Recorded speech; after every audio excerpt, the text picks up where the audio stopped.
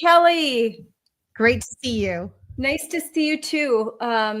I thought that I was going to be able to like go freshen up, go to the bath, but I was kind of so intensely watching the lecture that I sat glued. And I'm really glad that you could come on and talk some more. There's, oh my gosh, there's so many things. The number one thing that comes to mind is you mentioning that they now make these penis models that secrete things. Right, that's true. Where is that? I actually had a teacher provide me with a magazine brochure that schools typically order additional resources, curricula, tools. If you're a PE teacher, you might order, resources for PE class from this website, but from this particular company. But they have a whole gamut of different models that are used for this in class. I don't know how much they get orders for it, but it's certainly something to be aware of. Actually, I have something that I could put up that falls right in line with that, because there was a big story that was out, and I'll show. Oh, you know what? Here's a model. Here's one. What? Let me send this to you. I tweeted it out February 26th of 2023. Yes. I'm going to send this to you right now. And I can put it up. Right now, this is the Condom Educator Kit. And you know this group. So Advocates for Youth, in their curriculum, they have a link to this. So, and I'll bring up that image, but they have a link to this website so that teachers can, the educators, like right here. So one wooden penis model right there. And they provide a link, and that's where the link goes. So that the original image was from a classroom in Columbine High School in Colorado. And it was a freshman, basically comprehensive sexuality education class. And you can even see in the backdrop, all of the talking points were hanging up from this like kit. So, right. Yeah. So, ETR, Education Training Research, they got their start. They're located in Santa Cruz County of California. They create the CSE curricula called Health Smart. And they actually got their start from the Santa Cruz Planned Parenthood. So that's ETR also gets, in the past, they definitely federal grant monies to do what they do. And I've talked with parents, moms in Texas, who have told me that the marketing for CSE in a state like Texas is going to be completely different than how they market CSE in California, and that there's definitely a little bit of a difference if you're researching and paying attention to the messaging that goes out, that it can often be different based on the audience that they're. Are you saying it'll be more they'll try to appeal to understanding that maybe this area is a little more conservative, and so maybe they're going to say that we also do abstinence education.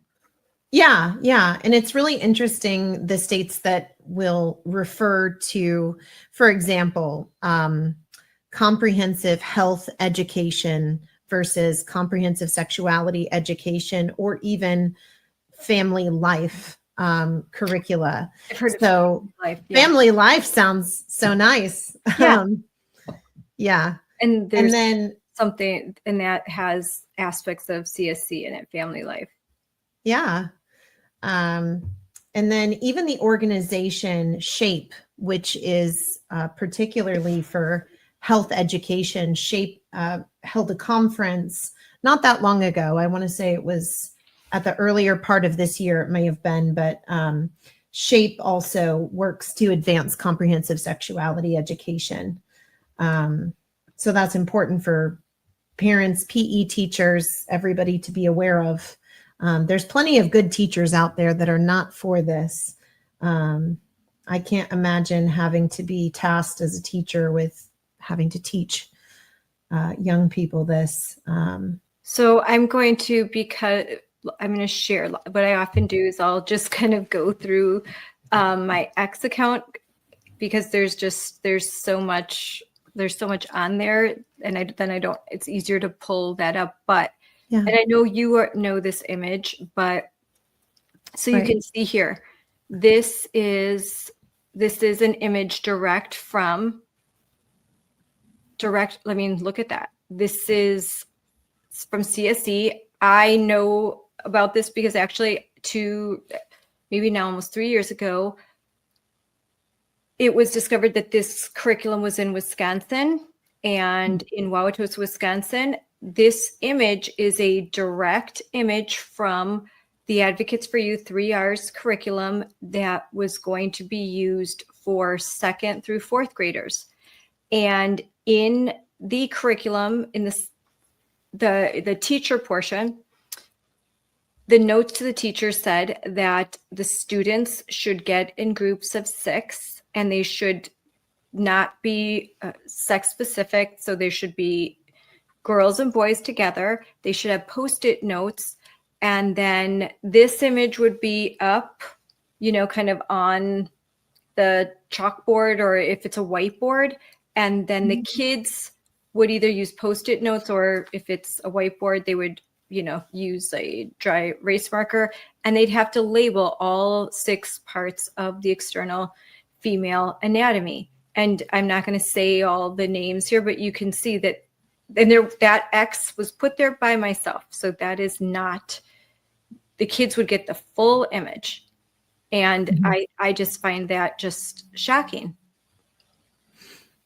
I remember back when we were going to the Department of Education and challenging the health framework updates in 2019.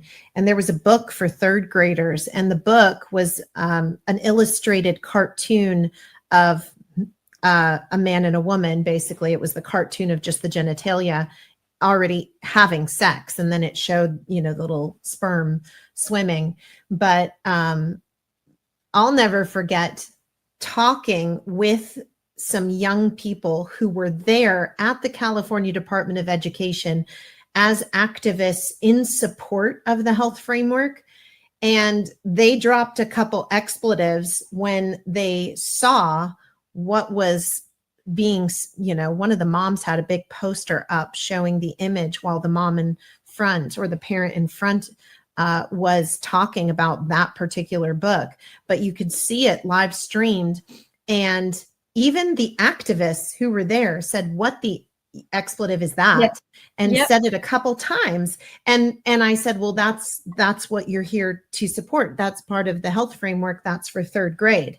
Yep. They were upset by it. And, it just goes to show that there's a lot of young people who are captured believing that they're doing something for inclusive rights, is what they're told. And oftentimes, I talked about this a little bit in the presentation, is you'll look at people who are really, really trying to promote their ideology, their comprehensive sexuality education through storytelling, and they want to share the stories and experiences of people. And without seeing the evidence, stories are definitely people's experiences or stories are compelling for some, but they only go so far. The evidence, like what you're showing us right now, and what that particular day did for those young, either high school or college kids, was they were faced with the real evidence. And so the evidence is really what these images are always a lot. I always find someone who's never seen, like, here, the gender unicorn. And so this graphic is by TSER, the Trans Student Educational Resources. They teach children that their feelings and behaviors are a more important indicator of their identity rather than their body. But so here's names, So these are all of the different organizations that are the Trojan horse organizations that come into schools and all the radical ideologies are injected. Welcoming schools. And what maybe like really briefly, what is welcoming schools? Is it, because it sounds good, right? Welcoming schools, belonging. Okay. Isn't that nice? What is it? Ultimately, a lot of these programs like this one is designed to instruct young people in gender ideology. And as we see today, I mean, just like we talked about how there's CSE and then how that develops into this advancement of these school-based health centers underneath the WISC model of community schools, you have an idea that could potentially be multifaceted as far as what it does. But if a young person starts to question their very identity or starts to think, well, maybe I am this or maybe I'm this, well, there's a whole industry waiting to make money off of that young person's health. Ultimately, Yeah. there's a whole agenda looking to make them lifelong patients that harms them. So these ideas, they're all, again, the marketing is incredible. It's interesting with Advocates for Youth. I see them there on that screen, but it is interesting that they changed their name because they were the Center for Population Options. And that is a piece of this that, again, this is a multifaceted agenda that does have some history with trying to reduce the population. For sure. So that's something, put a pin in, I wanted to get back to, but Welcoming Schools is part of the Human Rights Campaign. And I have here, like, this is a gender inclusive classroom guide, a year-long curriculum to create safe, supportive, and affirming classrooms. So this was gender inclusive classrooms 23 to 24. They go month by month. I mean, they cite books that you could read, themes, boards, then links to tons of other materials, links to downloadable posters, printable signs, PDFs, pronoun charts. And again, this is preschool. And I will show this more at some other point because no one can see what I'm looking at. But needless to say that this is a very comprehensive curriculum, and an educator can get this free of charge, and it's sent PDF, and then they can get free books and materials. And Welcoming Schools is a packet provided by the Human Rights Campaign. And what I have seen in Wisconsin with our state education, and I've seen it in other states too, is they'll say these materials are free. Isn't this great? We can use them. They link them up on board docs. They put them up on the websites. And, a lot of school districts are struggling with cash. So they think, okay, I've got to hit these DEI goals. I'll just use this material. It's free. They don't really even look at it. They just pass it along.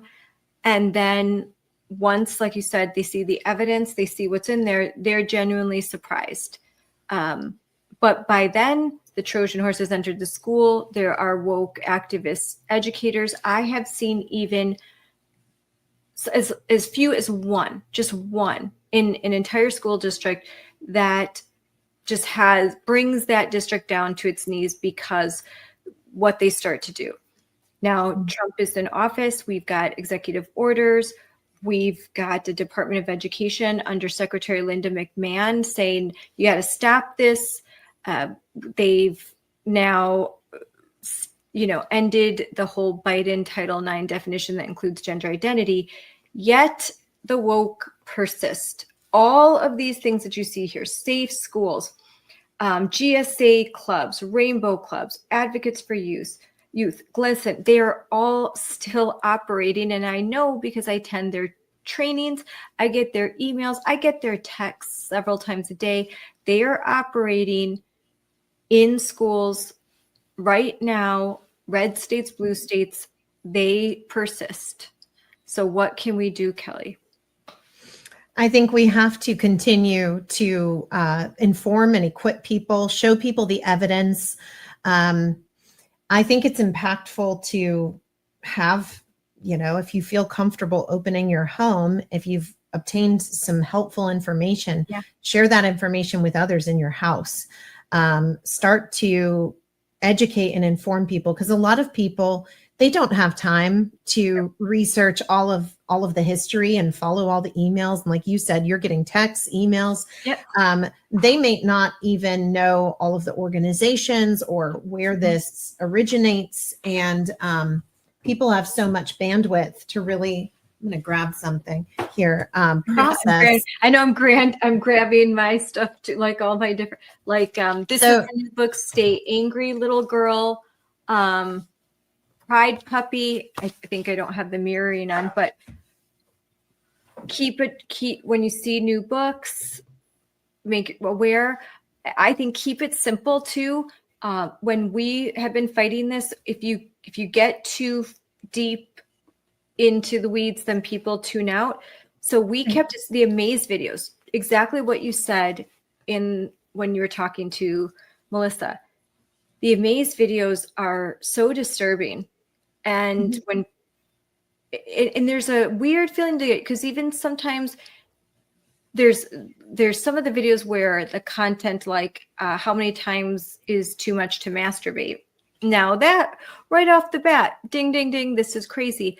But there are other where it's subtle, like you said, where there's mom and dad, but dad is feminine, mom is butch. The kids are all different, like races, and one, and you can't tell the boys from the girls.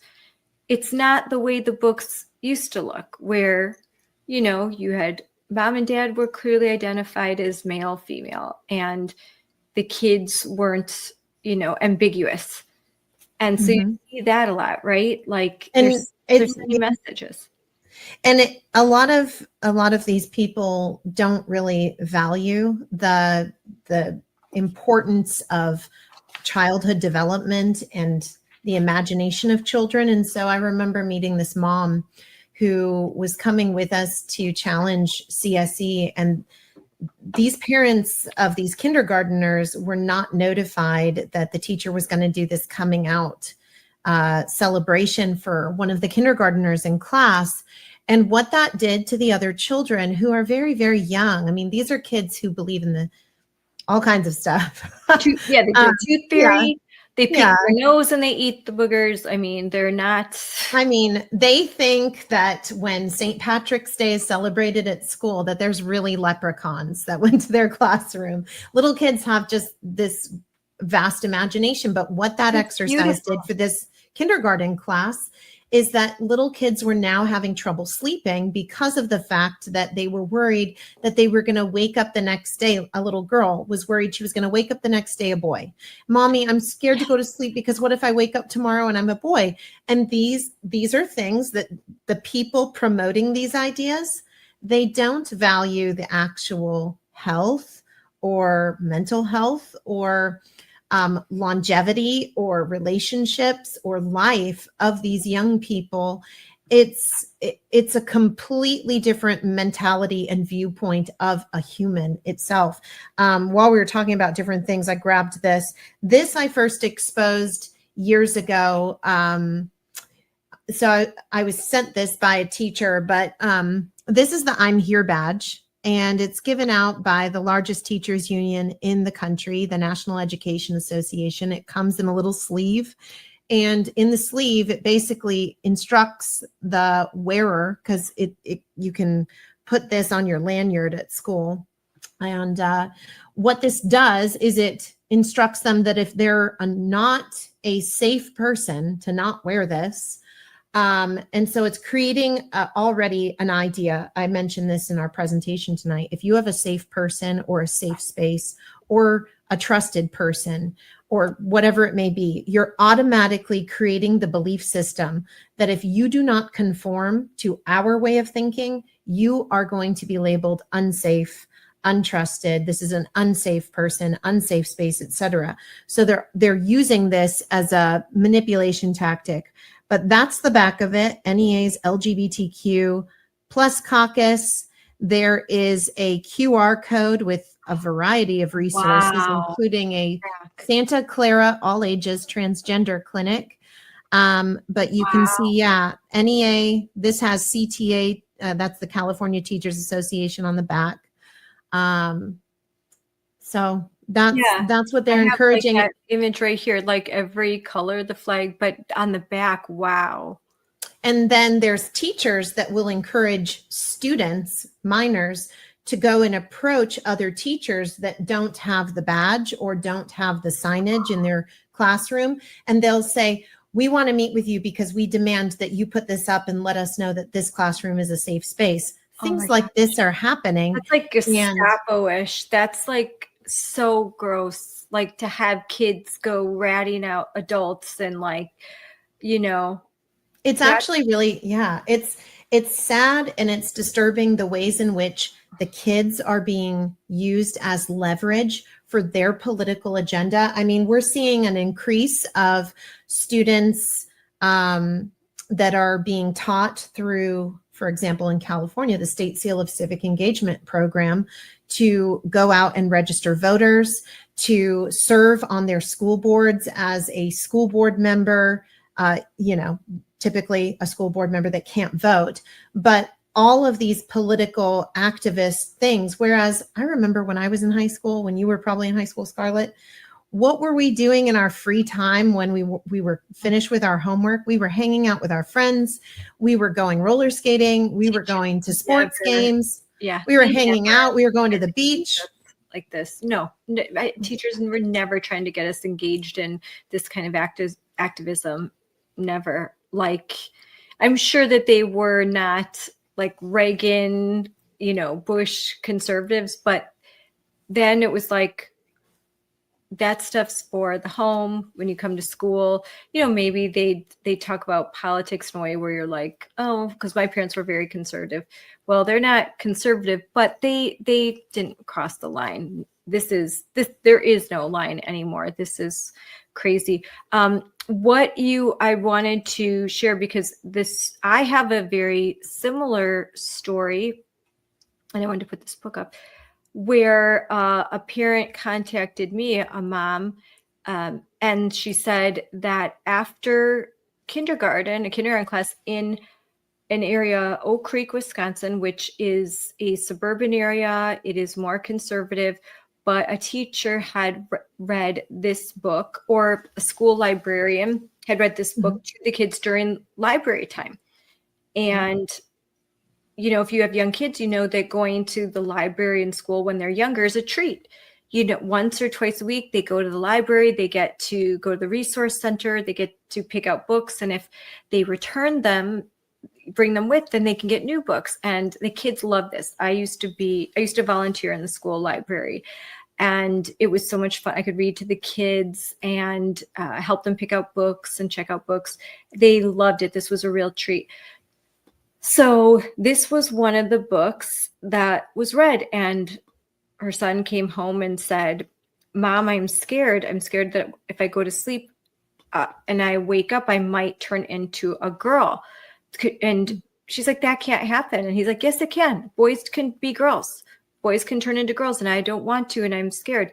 And so she asked me, what should I do? What should I do? And I was like, honestly, like, if it were me, I'd be done. I would not send my child back into that classroom until I did some serious investigating, and maybe never again.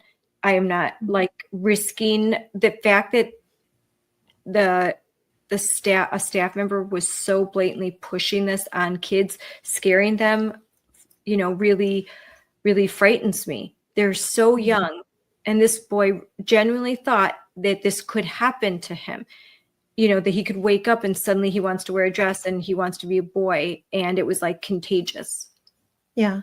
Well, and truly, I mean, one of the things I talked about in our presentation tonight, we see all these things that all of these ideologies, CSE, gender ideology within it, and its correlation into other subjects in the library and books, what it is promoting and teaching, but is also so much of what is missing. There is so much missing, and there is a complete disregard in this curricula for the beauty and value of a child, of those childhood years and teen years. I remember being told this by my parents when I was growing up, is that you have, assuming you have a full, long lifespan, you have such a short time in your life where you get to be a child. And it's such a gift.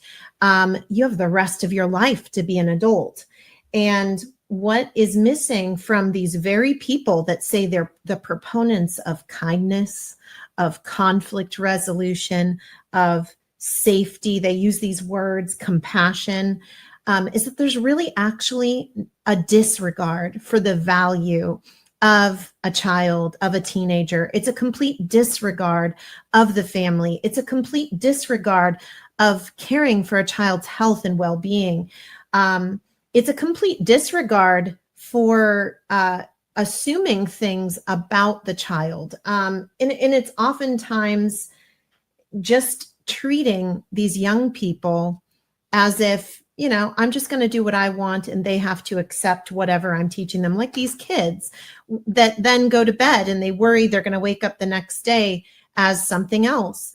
And what they're doing to kids, they don't care. They don't actually value these kids. They just care about their agenda more than anything else. And that's heartbreaking, because true compassion, true empathy, true love seeks to place others above yourself, not in a way that's disregarding or diminishing of oneself, but in a way to esteem somebody else above yourself. What a beautiful thing that is. And that is what parents do. And this is also... parents don't have discussions about how many times is too many to masturbate in one day with their little kids. You can see, this is a tiny sample, but 6th and 7th graders, how to use condoms correctly. My daughter's in 7th grade. The thought that there is an educator or a Planned Parenthood representative in a classroom and my daughter would have to sit through this next to a boy. First of all, she would run. Okay, I've raised my, she would scream and run out of that classroom. But just the thought of their kids, my daughter's age, sitting through this when they don't want to hear it, they're unprepared. It makes my blood, Kelly, my blood just boils. I just imagine, I can't believe the nerve of these adults that think that they have the right to do this, to put on demonstrations like this, and they don't even need, like they scoff at opt-outs. Oh, well, I'm sorry that you're such a prude, Well, you know what? I think it's normal and common sense to not want this in 6th and 7th grade. But my position is, and I don't know what you think about that, but if Planned Parenthood could come in with these condoms and wooden penis models and talk about how many times is too many to masturbate in a day, why can't a Catholic priest come in and teach abstinence education? What is the difference? The idea that Planned Parenthood can come in and just as an outside spectator, oh, we've got no interest. We're just going to come in and teach this curriculum out of the goodness of our hearts. We have no bias. Give me a break. Give me a break. Don't pee on my leg and tell me it's raining. You don't have any bias. Of course you have bias, because your hope is that these condoms don't work and that some girl ends up pregnant, or we can't call her a girl, because God knows males can be pregnant, men can be pregnant too. And that's part of Advocates for Youth. You're not allowed to say men, women. You have to say inseminated persons and persons with a vulva, all this garbage that they're saying to our children. It's crazy town. Like it's a clown car crazy town, and I for one am sick of it. I'm sorry I had to go off on that rant. No, I mean, And what's interesting is that they often present these ideas under the guise of safety, but the way in which they're taught is oftentimes accelerated in the whole of the curricula. And what I mean by that is from analyzing a variety of these curricular materials, the actual quote unquote safety is quickly glossed over, and it's done usually in such a way as to, again, reduce a child's natural modesty. I'll never forget when I was in high school, that organization came into my health class, and they had various students come into the front of the class. So we have these two guest speakers, both women, and the rest of my peers are there, and we've never met these two women, don't know them at all. And students are being asked to take the model that was provided by that organization, lift it into the erect placement, and then put the condom on. But it was all done very quickly. It was all done very giggly. These are not actual ways to ensure. I mean, you think about how reading is taught today. Yeah. You take any subject that is actually for a purpose, reading comprehension, if you're actually teaching something about health and safety, you think you'd want to do it in a more professional, educational way, because then your audience would, quote, be safe. But the reality is a lot of these programs, the way in which they're done is the most important piece to pay attention to, because it's often a way to reduce a child's natural, healthy boundaries. And it's not actually a way to ensure their safety. But because they did it, they can check that box and say, oh, we taught them quote unquote safety. Now, that lesson that you just shared, I think it said 6th and 7th graders. I think about everyday 6th and 7th graders. If you're teaching kids, teenagers, how to clean something at home or how to use the washing machine. Maybe you purchase a new washer and dryer and you're showing the kids how to use it.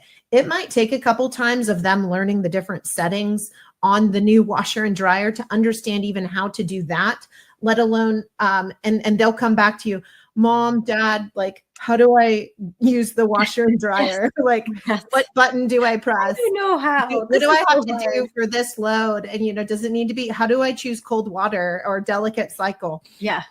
But we're talking about their health.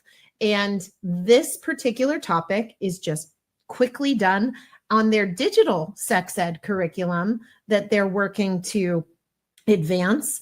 That curricula is this very short video that speeds up. It's actually rather quickly discussed and shown. And there's this quick review, and there is no way a teenager is going to be like, oh yeah, now I've got it. I've been able to completely understand how this works, and I can do this if I'm in this situation. No, they are checking a box, in my opinion, and they are just doing it in a way that, again, if they can be in so many schools, they're going to get money for that. That money goes from the government down into the school district and out to their organization. And if they really cared, quote, as they do, about inclusive health, safety of young people, and it's we're the ones keeping them safe.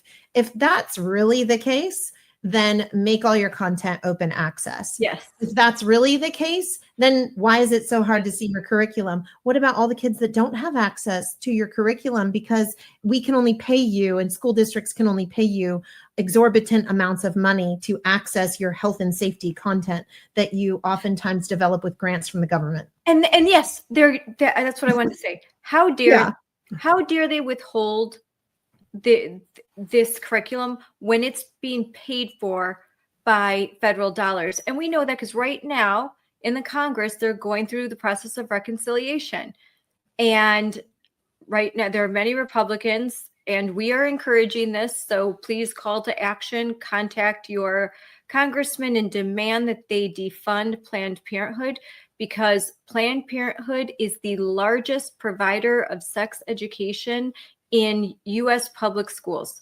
I think 80%, upwards of 80% of the materials that are in your classroom or the instructors or in some way Planned Parenthood is behind it's because it's not just sex education, right? It's they even, yes, they get into abstinence because a lot of states like Wisconsin require that the schools talk about abstinence, and they go over that real fast. Like they don't want to dwell on that too often. They laugh it off. You made a really good comment. They make the people that are waiting until marriage or maybe waiting until they're more mature look like dorks. They have pimples, they have braces, they're not cool. And then the people that are having sex are all they're pretty, they're cool, they're part of the in crowd. All these subliminal messages to kids that it's just not cool. There's even one Amaze video where what was it called? It was like so something about pregnancy, and it had some catchy title. But the teenage girl was pregnant, and they show the clinic, which is supposed to be reminiscent of a pro-life, a Catholic clinic where they encourage the women to keep their babies, the crisis pregnancy centers, and they put a big X through it, and they made the person standing outside look evil and sinister, and it was like scary. Don't go there. Oh, don't go there. And then they had the bright, shiny, like Planned Parenthood. Oh, it was so pretty. Oh, that's where the nice people are. The messaging there could not be more clear. Yeah. It's really true. Yeah. It's there's marketing in all of this. I'll never forget. I know we're talking about CSE, but this is another topic that will probably definitely, I would say, relate to CSE is education technology. When we were at Moms for Liberty, Philadelphia, the hotel where we were at was hosting a lot of attendees from this ISTE education conference. ISTE is the International Society for Technology and Education.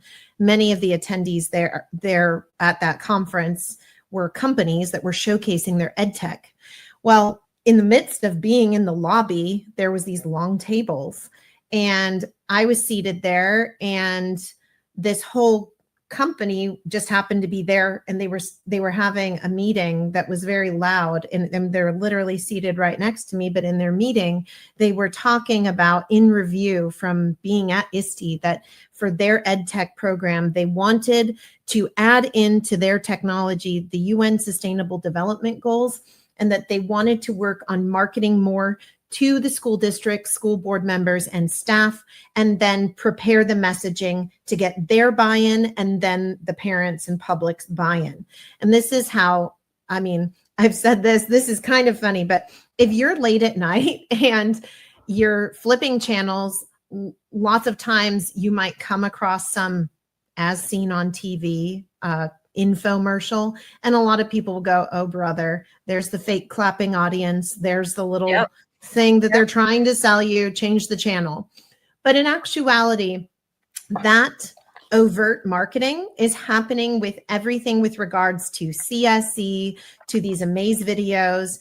It's going on. Your kids are being marketed to, you're being marketed to. If you're a school teacher, school board member, etc., you are being marketed to. And I hope that more people would start to have that awareness of the marketing that is being driven their way, the narratives, the storytelling, the graphics, the language used. I mean, just the way in which, for example, comprehensive sexuality education is marketed as inclusive sex ed. So that automatically frames it as, if you're against it, you're against inclusiveness, and you're exclusive, you're pushing people away, and you're some kind of hateful person. So that's by design. It's no different than the card I showed that talks about the safe person, safe space, that automatically means that if you don't have this badge, you don't display this poster, you're unsafe. Your space, your classroom is unsafe. If you're against social emotional learning, which is often marketed to teachers and students as conflict resolution, as kindness, as all of those kinds of things, well, then it's automatically creating a narrative so that anything that you try and say is designed to make you look like you're the one going against something that's common sense. And so I wanted to play, I did find that video, so I'm going to share the screen and play it really fast. Let's see, I got it right here.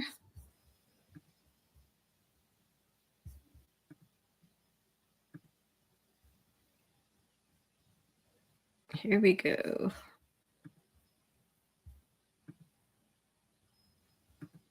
I don't know what's wrong with me lately. I feel nauseated and I'm so tired all the time. Ooh. Wow.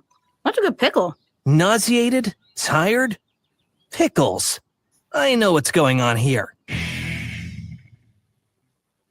Sex can and should feel good, both physically and emotionally. But sex can also bring concern and worry. Unprotected sex can lead to unplanned pregnancy. If you know someone who's had unprotected sex or they missed their period after having sex, they may be pregnant. Other signs of pregnancy may include sore breasts, nausea or vomiting, mood swings, or feeling very tired. Although having some of these symptoms does not necessarily mean a person is pregnant. To find out if your friend is pregnant, they can take a home pregnancy test. Hold on, real quick, I want to interject. Did you see that the person vomiting looked like a male? Yeah. I mean, so again, the clues, it's vomiting like they're pregnant, clearly like a These tests are available in grocery stores, drugstores, and local family planning clinics like Planned Parenthood. Yeah. To take a pregnancy test correctly, make sure to read and follow the directions that come inside the package. Most simply require that the person pees on the stick. If the test is negative, your friend should watch for their period. They may want to take another test in a few days just to make sure. If the home pregnancy test is positive, or if your friend's normal period does not return within 4 weeks, it's important that they talk with a trusted adult and visit a healthcare provider or again, trusted adult, not parent, trusted adult. family planning clinic you trust. Be aware that there are some clinics that trick women into coming. See, look at this. This is a good one. The really real clinic. And then she says they trick. To them for pregnancy options counseling, but then do not accurately provide all of the information or talk honestly about all of the options open to a pregnant person. There are 3 options open to a person.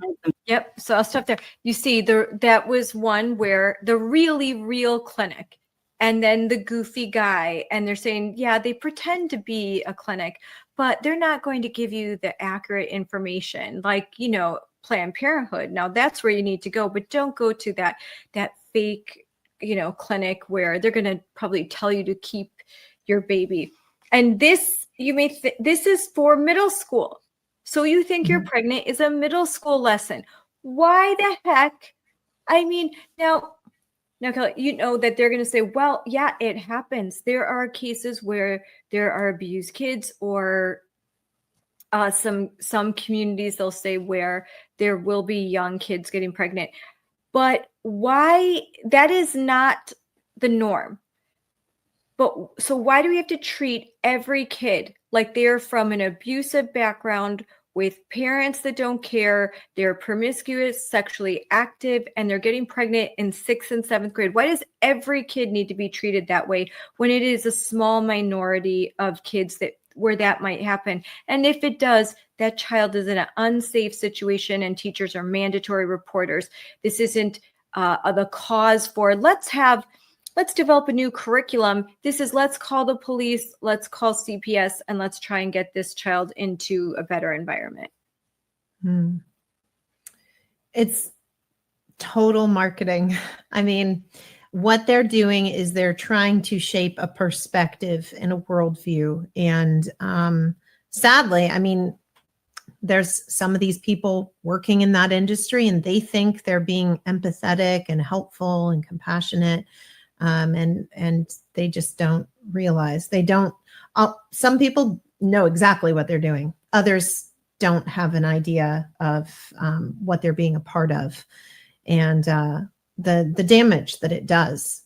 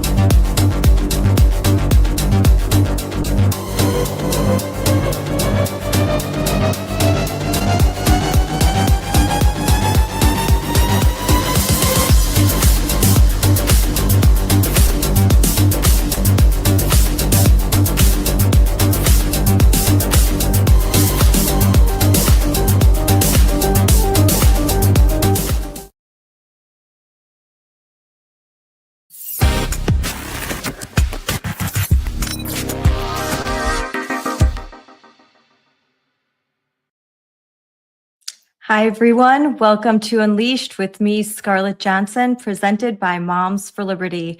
And today I have a very special guest and good friend, Kelly. But first, let's dive in and talk about controversial curriculum and social emotional learning. This is top of mind for me right now, especially at the end of the school year, a time where lots of parents struggle with surveys that are handed out to children. They take them on the computers in their classroom. Lots of times parents that are in the know want to opt their kids out. They try to opt their kids out. Sometimes those opt-outs are honored and sometimes they are not. And we're going to talk about that more later this week with Southeastern Legal Foundation. But parents are often told controversial classroom content is just kindness. It's just wellness. It's just mental health literacy or just consent education.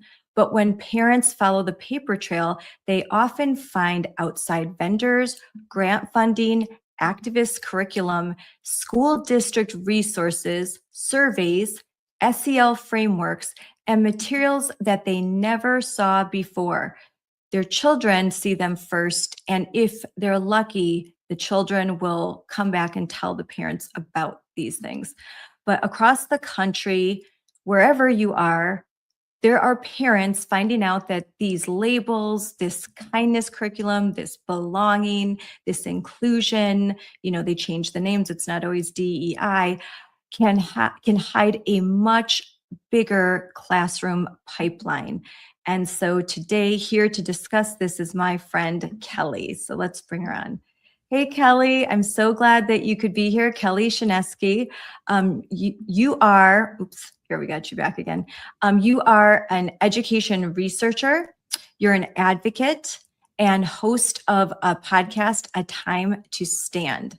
And you're a very good friend of me and Moms for Liberty. You've talked to our organization, whether it's at our summits, our national summits, or you have come out to school districts all across the country and chapters, and you try to ring the bell and make parents aware of what's happening in the classroom. So frame the conversation around what parents need to know about controversial curriculum, and tell us a little bit about your background and how you came to be this accidental education activist. Well, it's great to be here, and I am so thankful for you, Scarlett. You're a wonderful friend, as are so many moms and parents across the country.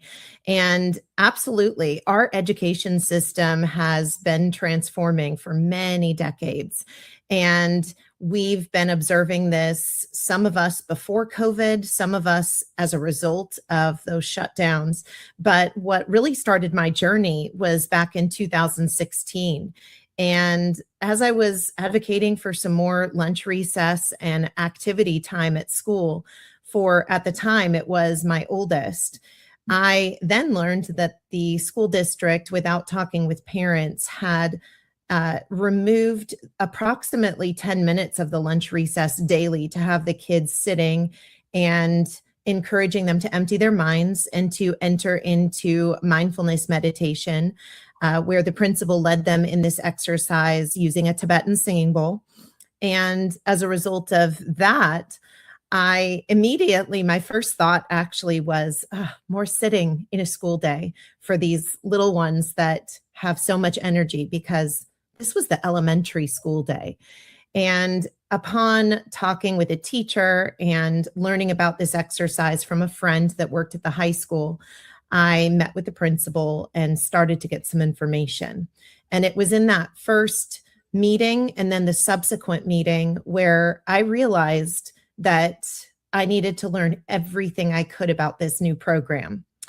And doing such research went not just into reading many documents every night after the kids went to bed, but it ended up more interviewing people in the community and learning really about what this was. And as a result of that, we opted our oldest out of that program. And then when our youngest entered that school, we opted her out as well. What was the program? How old were your kids? So our oldest, this was first grade particularly, and then it was K through fifth grade. Mm-hmm. The program was that they were going to be bringing into the school. The mindfulness meditation was more based on just the school district installing this under social emotional learning. Mm-hmm. We were told. And then they were initially talking about bringing in Mind Up curriculum from the actress Goldie Hawn. At our middle school, they were talking about and had brought in a program called the Tapping Solution. So in researching these, I was learning about not just what I was told was calming practices, kindness, conflict resolution. All of those things sound fantastic. Yeah. But I was actually learning about the new age practices of mindfulness meditation and the energy chakras or meridians, in which some tap on their face. And students at the middle school were tapping before the start of some classes and stating affirmations that the teacher led them into. Furthermore, and these are religious. I mean, these are religious affirmations. This is part of Buddhism or Hindu practices. So, they do have a basis in religion, and public schools should not be bringing in religious prayer meditation into K through 5 schools, period, but especially without parents knowing. Exactly. And the way that they frame it is they say that they're not doing religious practices. However, it's very clear where it derives from. And what's really interesting to me, in my research, I was watching this conference, and it was this conference on, I believe it was, if I'm remembering correctly, the Wellbeing Project. And in that conference, a man who is actually in Wisconsin at, I believe it's the Center for Healthy Minds, he was talking about meeting with the Dalai Lama many years back and how the Dalai Lama encouraged he and his colleagues to take his tradition, the Dalai Lama's tradition, mix it with science and spread it everywhere. And this dates back many decades ago. Wow. And You'll have to get me there- that information if this is Wisconsin person. yeah, yeah. And a lot of people say, oh, what's the harm? But this is religious. This is religious. It would be like saying, let's hand out prayer beads, but we're not going to associate with we're not going to bring in a Catholic priest, but we're going to hand out rosaries and we're going to teach kids Hail Marys. The left would go berserk if trying to do that. Even if you said, well, we're not looking at it in a religious connotation. Well, it is a religious artifact, and going through the prayer and the motions, that is a religious act that is sacred to Catholics. So there's two things going on. You are bringing in religion to kids in a public school, which you are not supposed to do. And you're I think you're mocking the religion, because in that particular religion, those exercises have deep personal value and they mean something. And sort of going through the motions of these exercises, someone who isn't skilled, just kind of throwing that around in a classroom, I think could be offensive to a person who has deeply held religious beliefs. Well, and that is an important point. And even in addition to that, teachers and instructors are not practitioners in these practices. They're not trained, they're not licensed. So practicing these types of, whether they're framing it as spirituality or some form of counseling or therapeutic practice, is not what they're trained in. And it really presents concerns within the aspect of framing it spiritually, which I absolutely learned so much about that in those early years specifically. But then also, in addition, these aspects of having staff practice these ideas upon students, and not including the parents. This is part of the problem too. We have opt-in versus opt-out. And I think it's really important parents understand why opt-out is such a concern. Opt-out programs, by and large, mean that the child is automatically put into those programs and practices, and parents are not notified per se. However, if you have an opt-in program, that means parents must sign a form allowing their child permission, granting that permission for the school district to place a child into said class or curricula or program. This is why so many parents are advocating for more opt-in programs as opposed to opt-out.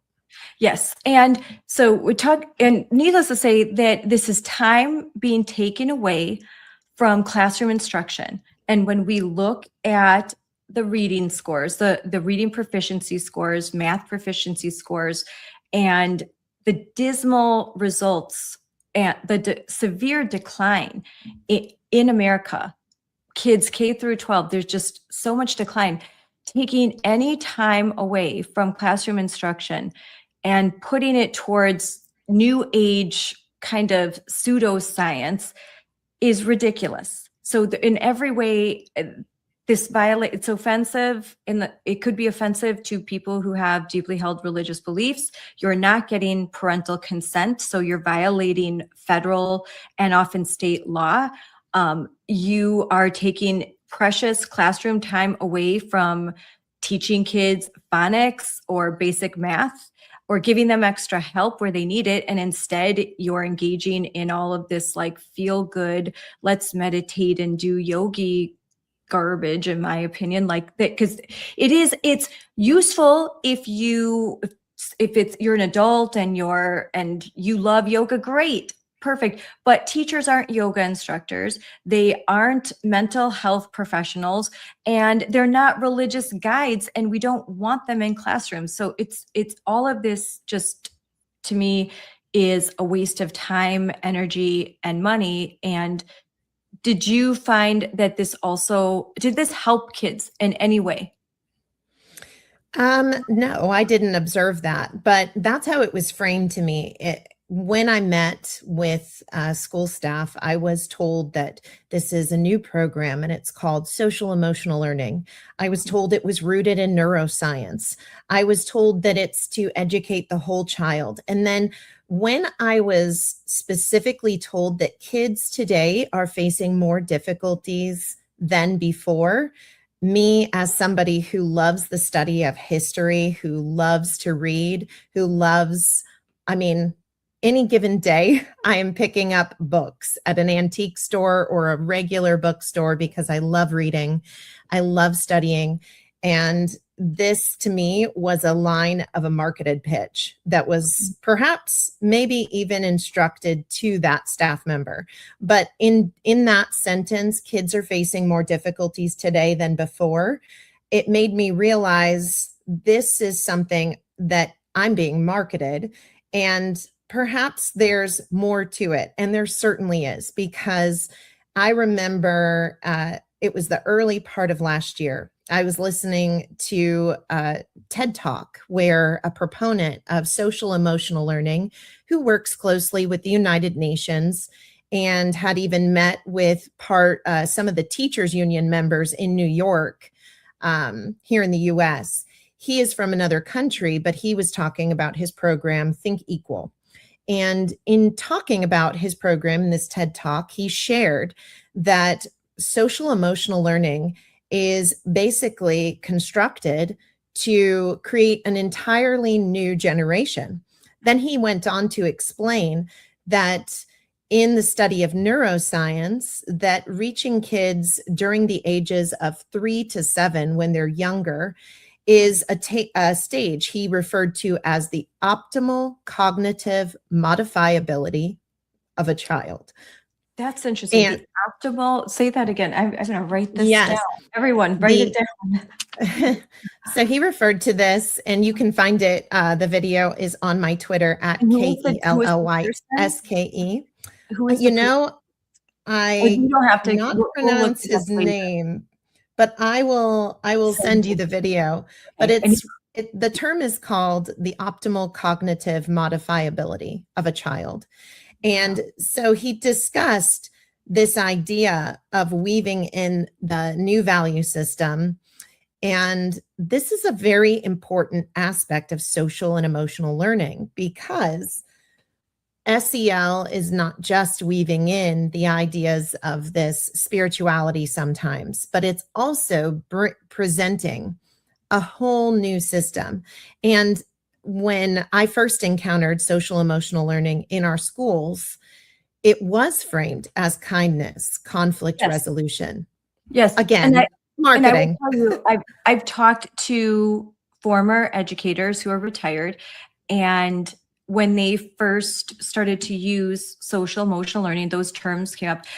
Parents would have no idea what it's a very inside baseball thing for teachers. And it was about manners, kind of teaching kids to take their turn, to recognize, to look at, to basically, for little kids, look at someone's face and understand that maybe what they're saying and what they're feeling are two different things, very basic stuff like that.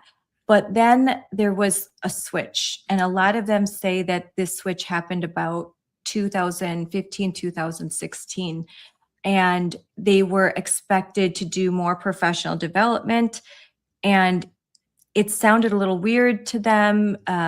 They were getting uncomfortable, and then they saw that they were supposed to weave the social emotional learning into their lesson plans, and after every lesson to somehow have some mental breaks and to discuss, some of this curriculum that had been shared with them, some of these programs. So does that track with you? Well, and I think from continuing to analyze what I've observed the last almost 10 years is that makes complete sense in the manner in which I'm observing the curricula and program design from a marketed framed concept. What what I've read over the years, even with other subject matters that are weaving into education, for example, school-based health, what I've observed is that they typically are looking to introduce a new program with the least amount of resistance for the widespread, basically it's a marketing pitch, and they want the public to get that optimal buy-in. And in order to have buy-in and least resistance, it has to look acceptable, favorable. And that is why I think so many teachers and also community members, parents, they were marketed these ideas in a way to get that optimal buy-in, that positive reaction, that positive response. And how do I know some of this marketing? Well, interestingly enough, I've seen some of the ways in which the proponents of various education plans write about their plans, even admitting that they're working their way up in steps like stairs to slowly increase over time. But also, when we were at Scarlett, Moms for Liberty's National Summit in Philadelphia, I had arrived to the hotel early. And in doing so, I was sitting in the lobby at this long table, and a company was having an open air meeting in that lobby where everybody in the lobby could hear. And they were talking specifically about how they were going to market their product, which was an education technology product, to first the school districts, and then the teachers, and then the parents. And this is something that when I first started researching, it wasn't a layer that I was looking closely into, the fact that there's all these programs that do seek to profit from their products, that do seek to gather data on students for their businesses, and then all of these other layers. So understanding that just like any product out there, when, product placement, the design, every facet of marketing. So it is going into a lot of these ed programs because they need to profit. They want to profit. And I think that's key for people to understand, is that when you're hearing something new and shiny in education, kind of like when everybody bought into the model of the 3Qing reading method, which has now many educators have realized that was a mistake, and now they're returning to phonics. In these various formats, when something shiny comes along, it's important that we very closely analyze and inspect, don't necessarily take that bait. So to recap, SEL is framed, it's lots of times kindness. You're going to hear that. It's sold to parents and mainly to school board members, who will make decisions about purchasing curriculum, or they'll form the committees that approve curriculum. Although lots of times this is now passed off to the superintendent, but so it's sold as kindness, emotional regulation, mental health support. We hear a lot about mental health. It's being funded billions and billions of dollars right now. The question is what frameworks, standards, vendors, surveys, and ideology are attached to it. So social emotional learning, that's a term I think parents are hearing more, but still a lot don't understand it. There's the whole child, there's school climate surveys, belonging, equity, restorative practices, health literacy, teaching character. But in the end, they are trying to shape a child's worldview. And as you said, they're looking for that optimal cognitive modification state, which is younger.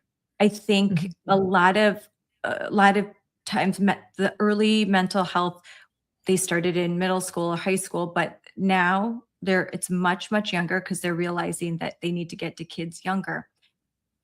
So talk a little bit about that. And then I want to hit on something I think a lot of parents are not aware of, that there are activist groups like the Southern Poverty Law Center, like the Human Rights Campaign, like many other far left advocates for youth, Planned Parenthood.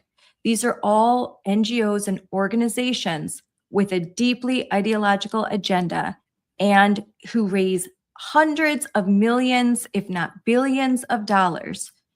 And a lot of times with grant money too, but they create curriculum, mental health curriculum that is used in professional development, that is recommended by state superintendents and state departments of education, is recommended to school districts.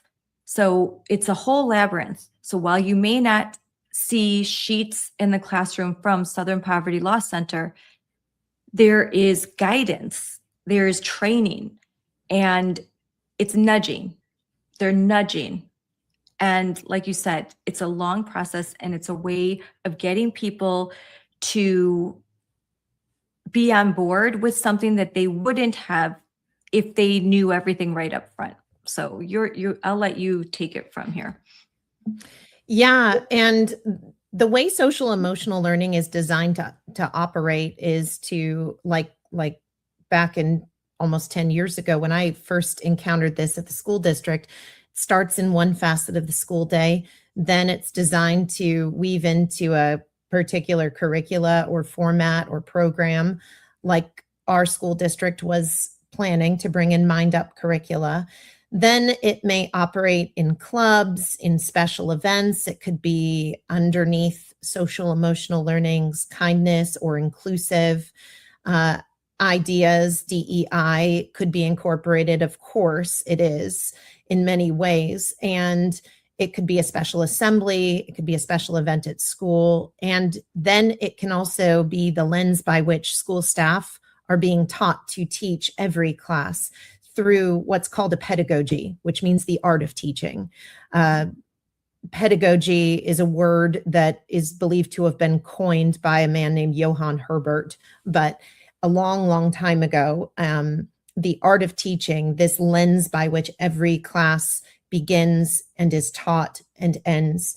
And then data collection is another facet of this. And then in addition, I'm already seeing social emotional learning is designed to move out into sports, into recess, into all extracurricular and after school activities, and then even out into the community and in the workplace eventually, because the goal is to create a social emotional climate. So what data collection, those are the school climate surveys. What function do they serve? Real function, because this, you'll hear one thing, but what do they really do, and why should parents opt out of these surveys? Well, and this is something that a lot of people are talking about today, is the way that schools used to assess students based on their ability to read, write, comprehend, the reading comprehension, their mathematical abilities, and etc. These were the competencies. That word is key. We had academic competencies. Today, the competencies have shifted towards what's called soft skills or character traits, where students are being subjectively assessed, even potentially graded on subjective character assessments that align with social emotional learning.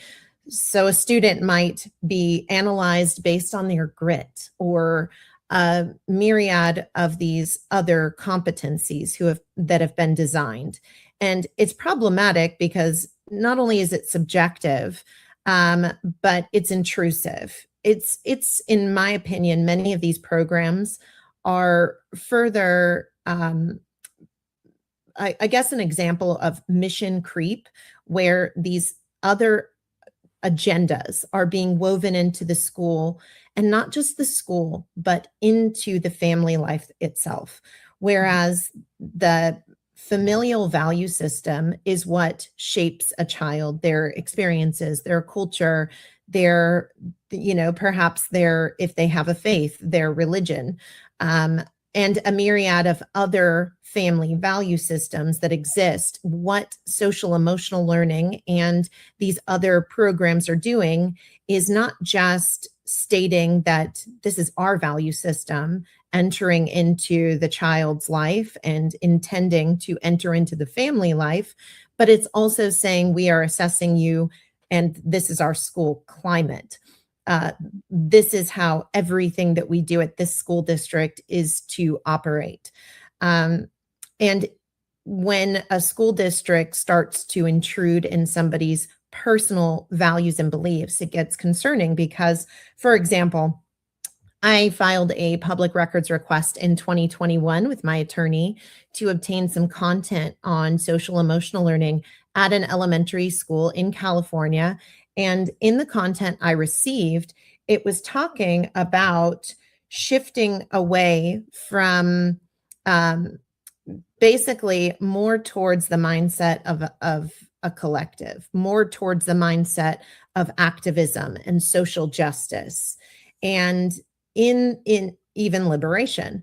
So what we're encountering is a fully intentional plan to reshape the focus, the values, the beliefs even of a young child, so that they go in the direction that those creating these programs want them to go, instead of more of their familial values, their independent beliefs, and more towards this whole.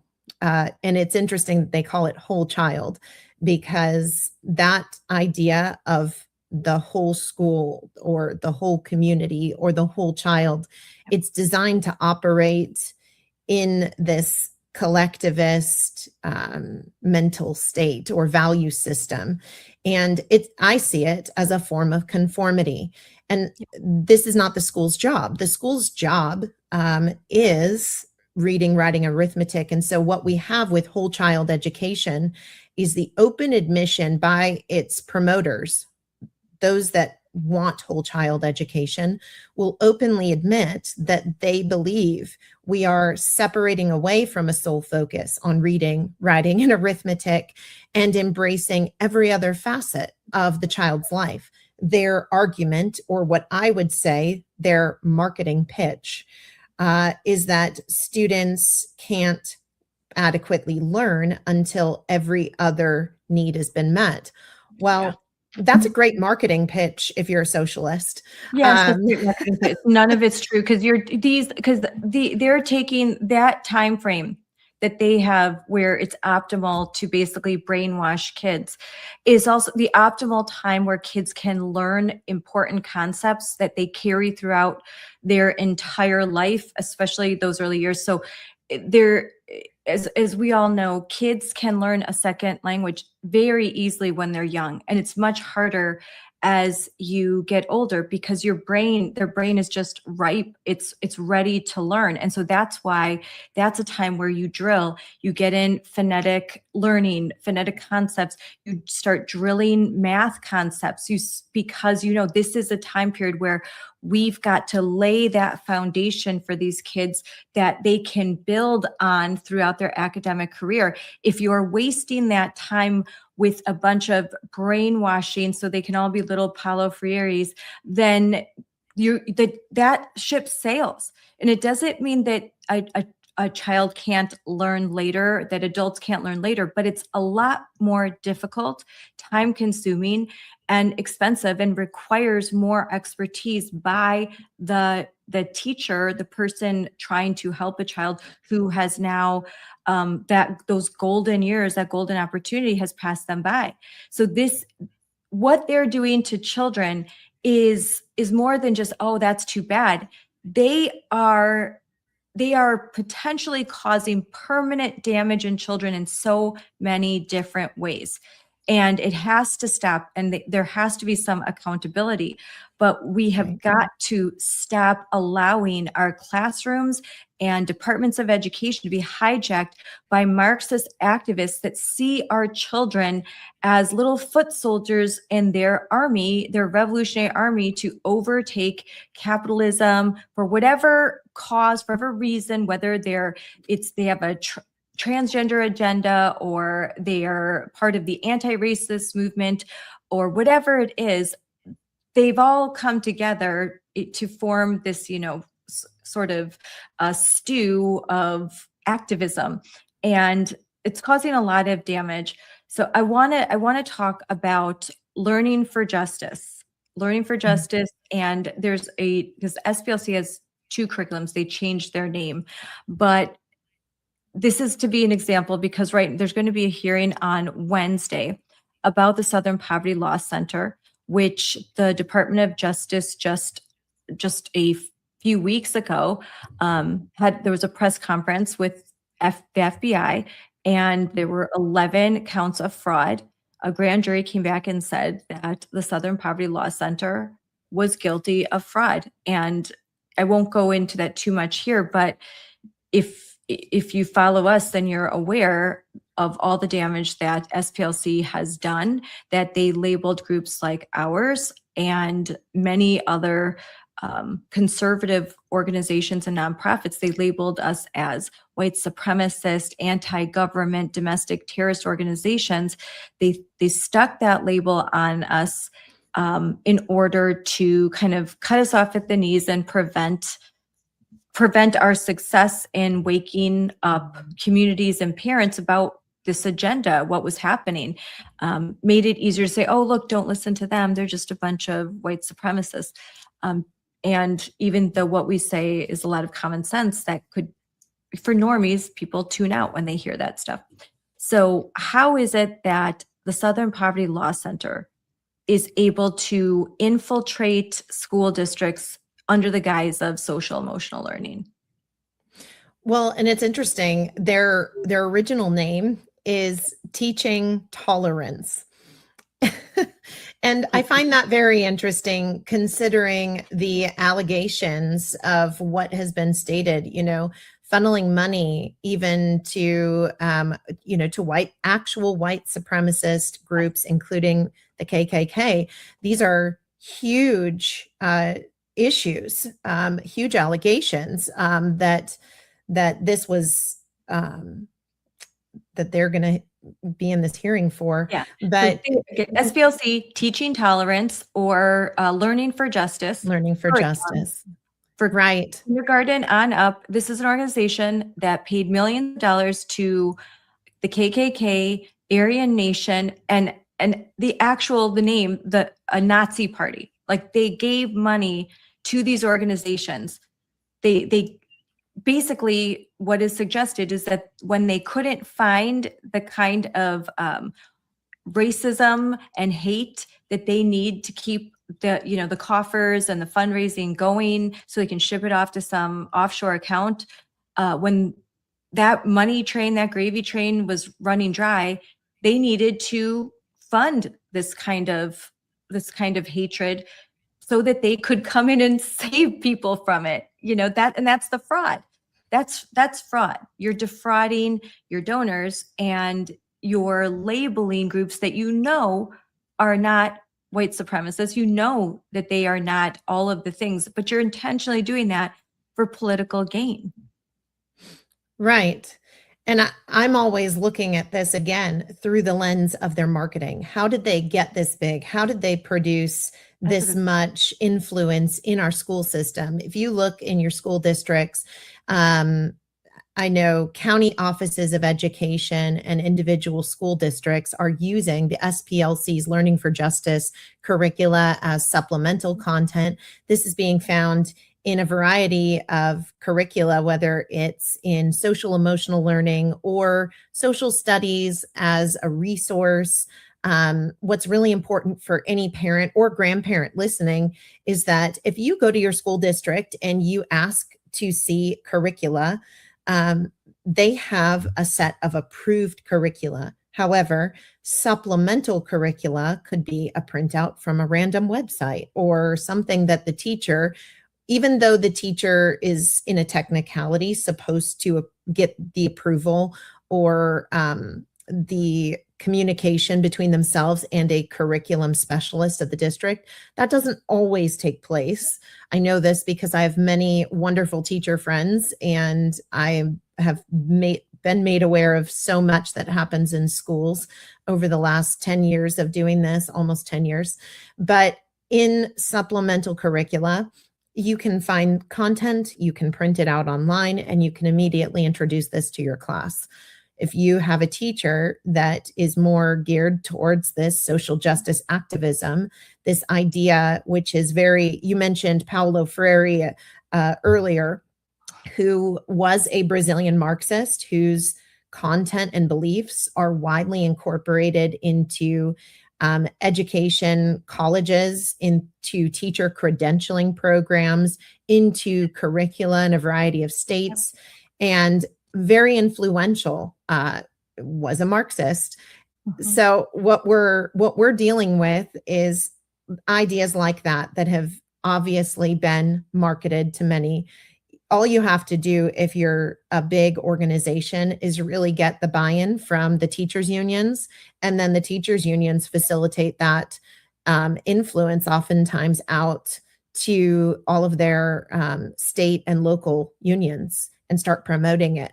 I've seen under my research of comprehensive sexuality education, teachers will have book parties where they're promoting not just curricular content, but they're giving away the books that many people have. Yeah.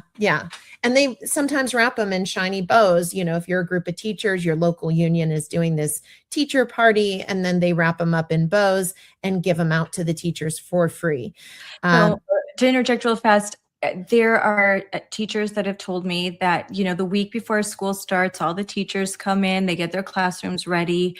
There would be book fairs of free books, and teachers could come down to the cafeteria. They'd set up this book fair and they could take books. And one person told me, actually, in this particular school, there were 3 teachers that said every single book was DEI. The undertones were DEI. Most of them were part of a pride collection, and those that weren't part of the LGBTQIAS2 plus movement were very Ibram X. Kendi books written by Marxists and activists. Every single one. There was not a single classic book or book that did not have some sort of activist or political undertone. And one teacher was so dismayed that she publicly complained and said, I'll just bring in my own books. And she had to, because of that, she was put on notice and had to go through training, what we'd call a struggle session. And after that, she quit. She retired. She was like, I'm done. I'm out. And I wish this was just a one-off story, but it is a common story. This is how they get rid of the old guard, the teachers that they may not be conservative, but they know how to teach and they know what's nonsense, and they see this as a lot of nonsense, and then they want them out. So they really put the pressure on them to quit, because they know it's too hard to fire them. So they make life unbearable for them until they quit. Yeah. Well, and what's interesting in our conversation, it reminds me of this video I shared a while back on Twitter. And I had been watching a YouTube video from the teachers union in California. And in the video, a young teacher shared how everything, what did he say? Teaching is political in all aspects and realms. Then he stated, everything I do is political. Even the curricula I choose to center is political.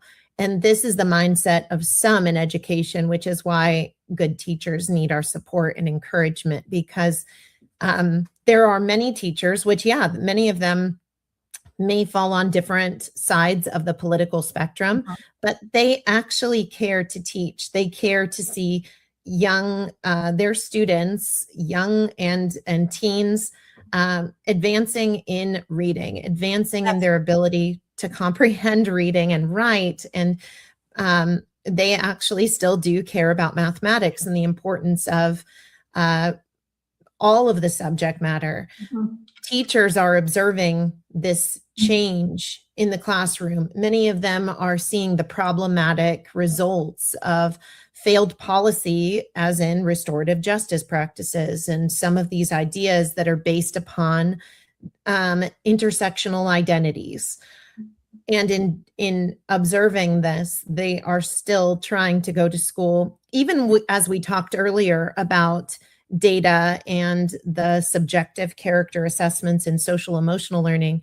I know teachers that are having such limited preparation and implementation time of just class instruction because there are so many various data programs that they're having to enter all this information into the computer that is subjective based character assessments for their school districts when they could be doing other things that actually truly benefit kids. You know, we were talking earlier too about what really benefits students. What I found interesting is that some of the very people that are proponents of social emotional learning and other programs are the very ones researching and stating these evidence-based studies indicate. It is if you are conducting a study, a real study, you have to have no bias. But what is widely happening in the field of research and conducting studies is that the very people themselves that are proponents of whatever the program is, they're doing the study. So if you go to a university and you are taking coursework to learn how to actually conduct studies, it's immediately disqualifying if the person doing the study or all of the people doing the study have a desired outcome. If their entire goal is to push social emotional learning, and then they're doing the study and finding, oh my goodness, it works. Well, that just doesn't work that way. That is a complete just degradation of research itself. And so it's really important that the public knows these other details, because what is happening to the field of education is just sad. One of the things I do is I collect sometimes newer textbooks and older textbooks alike. It's very interesting to see what people have studied over the years. And here we're talking about books and all of this. A lot of these fields, whether it's the Southern Poverty Law Center or fill in the blank other programs, they have widely been promoted by the teachers' unions. And what we have is a growth of the teachers' unions in this country who have really been about pushing their political agenda in the classroom amongst and really changing America from within. There's a woman who used to be the president of the National Education Association, and you could go on YouTube. In the past, she spoke at a California Teachers Association event, and she said, "We are fighting for an America that never existed." Wow. And in that speech, it really helps us understand this is what the teachers' unions are doing. They're really not about taking children to a place of excelling academically so they can be launched into their future with the most successful understanding, the ability to, we're talking about critical thinking the way it used to be, where you can actually look at something and form your own educational, logical thought. Their political agenda is utmost of their goals. Yes. And the sad thing is that the children, in my opinion, are being used as puppets, as nothing but puppets to their political agenda, to then be carrying out their agenda. I've seen countless videos of teachers who push an agenda on their youngest students, and then they have these little kids in elementary school create their little 8.5 by 11 piece of paper to go out and protest. And then they have the little kids marching out on their playground as a political protest. And we are treating adults like children and children like adults. We've covered that in depth, especially with May Day, but even before that, a report on my social media, Moms for Liberty social media, I've infiltrated groups, attended professional development training seminars that they put on, and with the Minnesota Ice Out movement, kind of tracked. And right now you see on the screen, Defending Education has a report that I suggest everyone read. It's a very comprehensive report about advancing LGBTQ and justice and transgender advocacy by teachers unions like the National Education Association. And if you haven't heard of this and you're a parent, a grandparent, or you're just very interested, please read it, because you'll be shocked to learn that teachers unions do not care about teachers. They don't care about students. They don't care about education. They care about advancing a political agenda, just like what you said. They are completely focused on it. And I was in DC on May 1st, where I, with my own 2 ears, and I recorded this, attended one of the May Day rallies where Becky Pringle was in attendance, and she gave a sermon. She gave a sermon. It was a cross between a political speech and a sermon, in which she said they are going to accomplish all the things. And none of those things were teaching kids to read, teaching kids to do math, and helping teachers to earn more and be better prepared for the classroom. No, none of those things. All of the things for her is political power. We're going to get control of the Supreme Court. We're going to get control of Congress. We're going to get control of the executive. All the things are all political things. And they did a Marxist fist bump over everything, including prayer. It was a very ideological and quasi-religious rally that ended with a battle cry to take out President Trump. This is what teachers unions are. They are not about teachers. They are not about kids. They are about political power. And they will do anything to advance that power, including bring in outside organizations that also don't care about kids. And I want to, while we have some time, I want to talk about this graph. And this is something that we exposed just last week, late last week. This sheet of paper was found crumpled up in a 7th grade child's backpack in a small town of Crandon, Wisconsin, 1,700 residents, a small rural conservative area that has a Republican assembly member and a Republican state senator. This is an area that Trump won decidedly. And yet, this school district applied for federal funds under the guise of mental health. They were awarded funds in 2023. It's a 5-year grant, Project Aware, and it should be tagged for mental health. This is a mental health grant. They used the funds to bring in an outside organization where the presenter uses they, them pronouns in the bio and says she uses an intersectionality approach. If I showed you all the things, it'd be evident to you, Kelly, right off the bat, that this group that they hired is seeped deeply in ideological activism. They brought this person in. This person handed out this worksheet. This worksheet has to do with consent, and there's explicit sexual questions asked, including what turns you on. Do you want to be licked, bitten, or tickled in certain areas? ... Where? A lot of very egregious material in this. And so I contacted you right away, and you made me aware of some things that I did not know. So I want you to talk about this and then put that in the greater context of social emotional learning. And at the end, I want us to really talk about these grants and this funding, because as I told you in a call before we got on, we're not going to be able to change the minds of Becky Pringle, the NEA, Democrats that are in Congress, and probably Democrats that are in our state legislators. But we certainly can influence conservatives and Republicans. And unfortunately, many of them vote to fund mental health because they think kindness, belonging I want to help. This is good, but this is actually what they're funding. So Kelly, I'm going to let you now take the stage.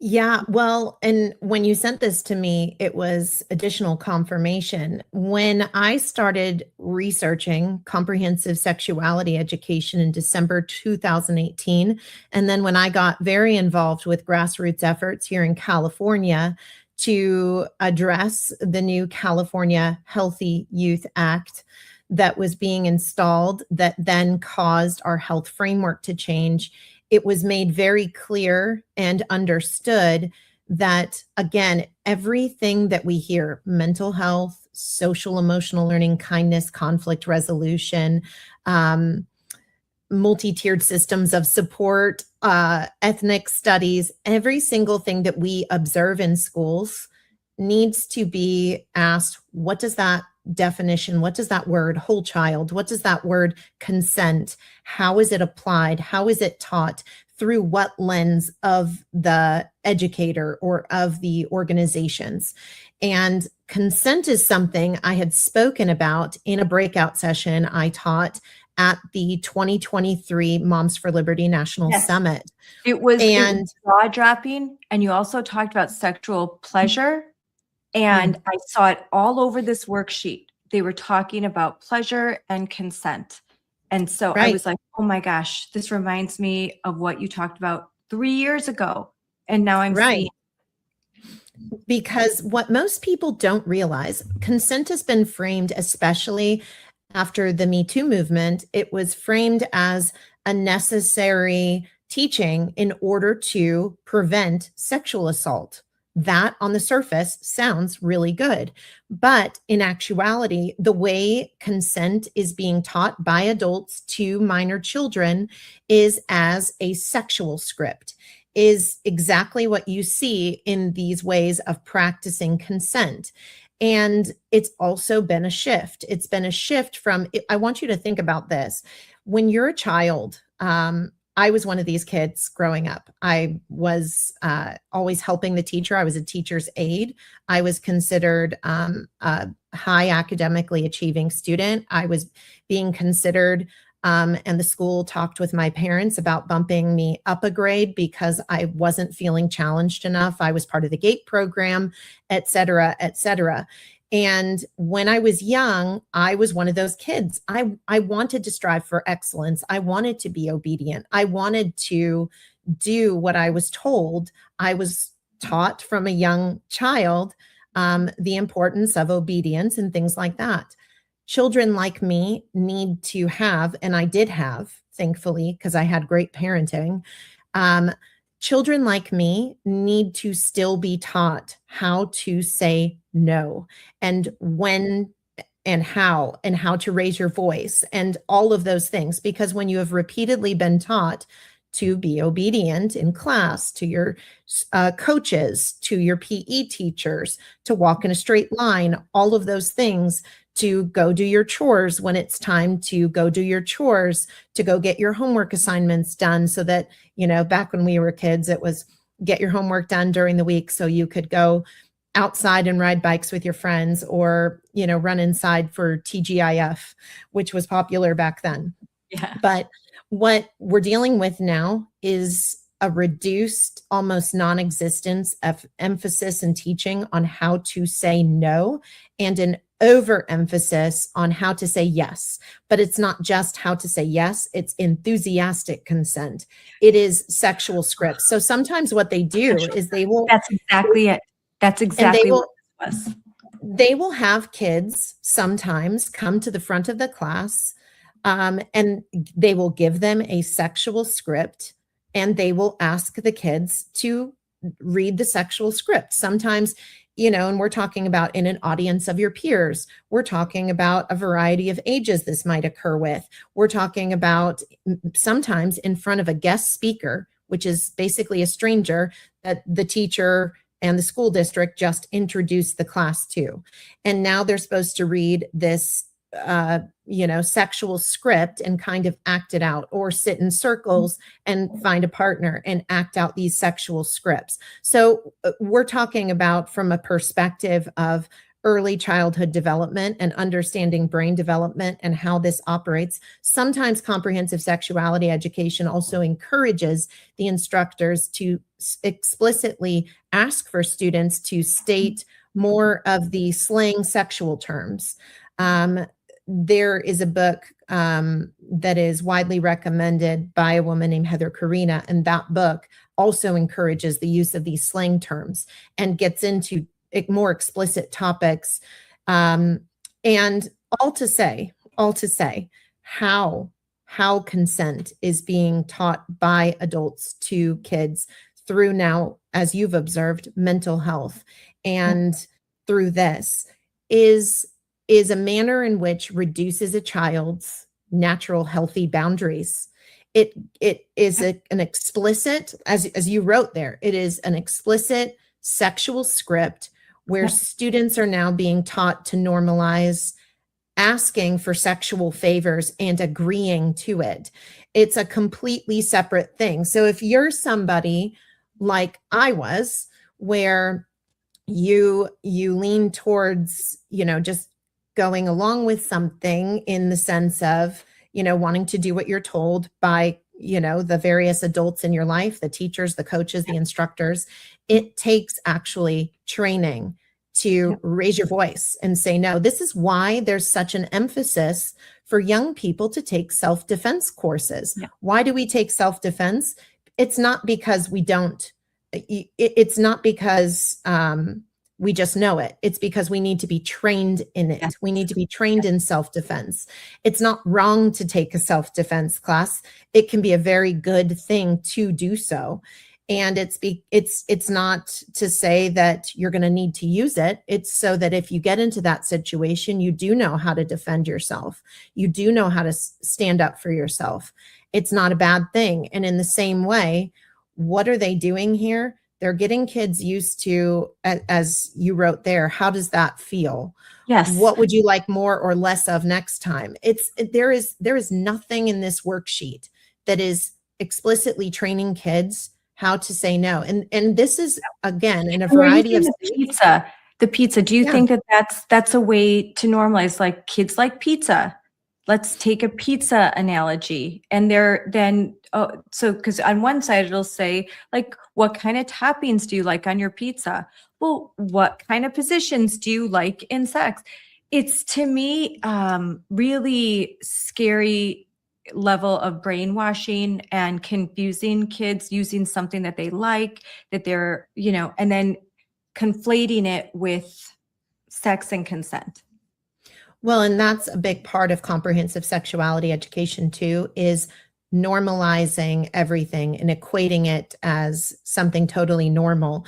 I'll never forget, and I think this was maybe a couple years ago, I was reading a document by the International Planned Parenthood group, and they had stated in the document they wanted children ages 10 and younger to learn that kind of normalize sex work, as they framed it. And these kinds of ideas, again, are normalizing ideas to young children or minor teens that normalize and move in a certain frame. And it is, again, always in how something is taught. So at that time, after the 2023 conference, someone attempted a gotcha piece on me because of the fact that I was addressing the disturbing ways consent is taught. Many people, even on our side, don't realize that the way in which consent is taught is really concerning.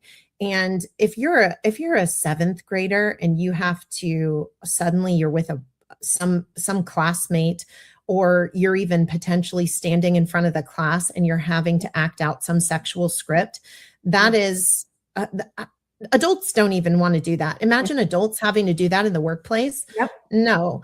A group of kids, co-ed, and parents were not made aware that this was happening.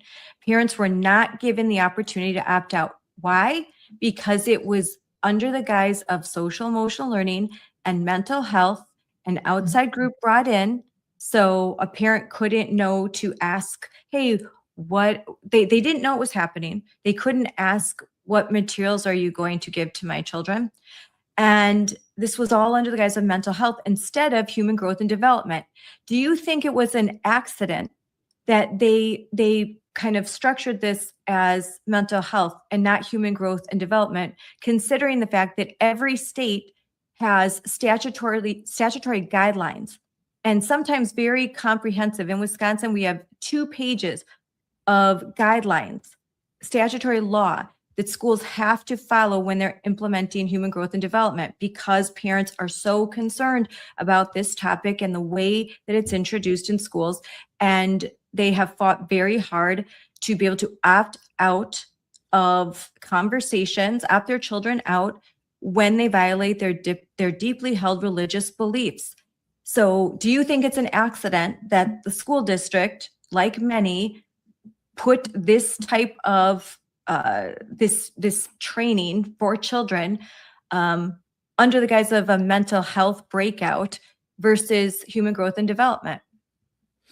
I think it's very, in my opinion, I think it's very intentional. Actually, in my historical research of some of what we're dealing with today in education, one of the topics being both the WISC model, whole school, whole community, whole child model, and the growth of the community schools movement. This woman who was considered the mother of the community schools movement, Joy Dreyfus, in 1998, she said in an interview, the interviewer was asking her if mental health was going to be the big one. And she said, oh yeah. And what's significant about mental health, looking at it, and even that woman worked for the Guttmacher Institute, Joy did, which is the public policy. I mean, when she worked there, they were the public policy and research arm for Planned Parenthood Federation of America. They had plenty of goals, especially back in the 1980s. They wanted a clinic on every school in America. That was the goal of the then Planned Parenthood president, Faye Waddleton, stated in an old news article that I have that's archived. And in these ideas of weaving, kind of like we talked about with social emotional learning or holistic education, whole child, whole community, whole school, they want these ideas woven into everything. So in the same way that man shared about the early cognitive modifiability of a child and how they're using social emotional learning and education to basically build an entirely new generation of people. What is happening to science? What's happening to math? What's happening to English, social studies, every single topic, and mental health is all to weave in these various agendas. And what most people don't realize, again, when we hear mental health, especially when I hear something that's marketed everywhere all of a sudden, and they have these awareness weeks for it or an awareness month, it's, again, pay attention. This is marketing. It's mass marketing. And it's not even just in the United States. Yeah, look It at is this image right outside. here. That looks nice. Doesn't that look nice? That does. And I'm always thinking, okay, this is again marketing. Somebody sat in a board Healthy, meeting safe, and engaged, supported. It looks community. Oh, yeah, that's great. Yay. Let's fund this. Except for when you fund this, you get this. This is what you get. Your Mhm. 7th grader gets to be sexualized. So this is the real message that trying to say, like, there are real world consequences. You'll have SPLC curriculum where your child will go through struggle sessions about anti-bias training in kindergarten.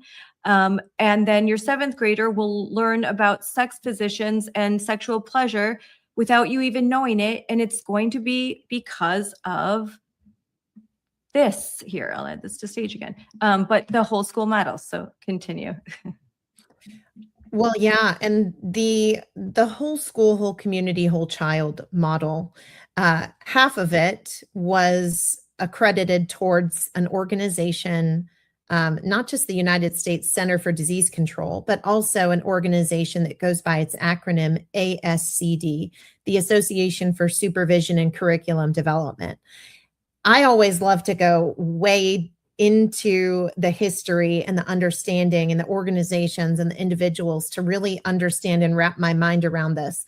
What's important about WISC and ASCD started in the teachers union. The largest teachers union in the country today is the National Education Association. And it was in the NEA that ASCD began. They splintered off into became their own entity back approximately in the 1940s. This is what we're watching the ramifications of.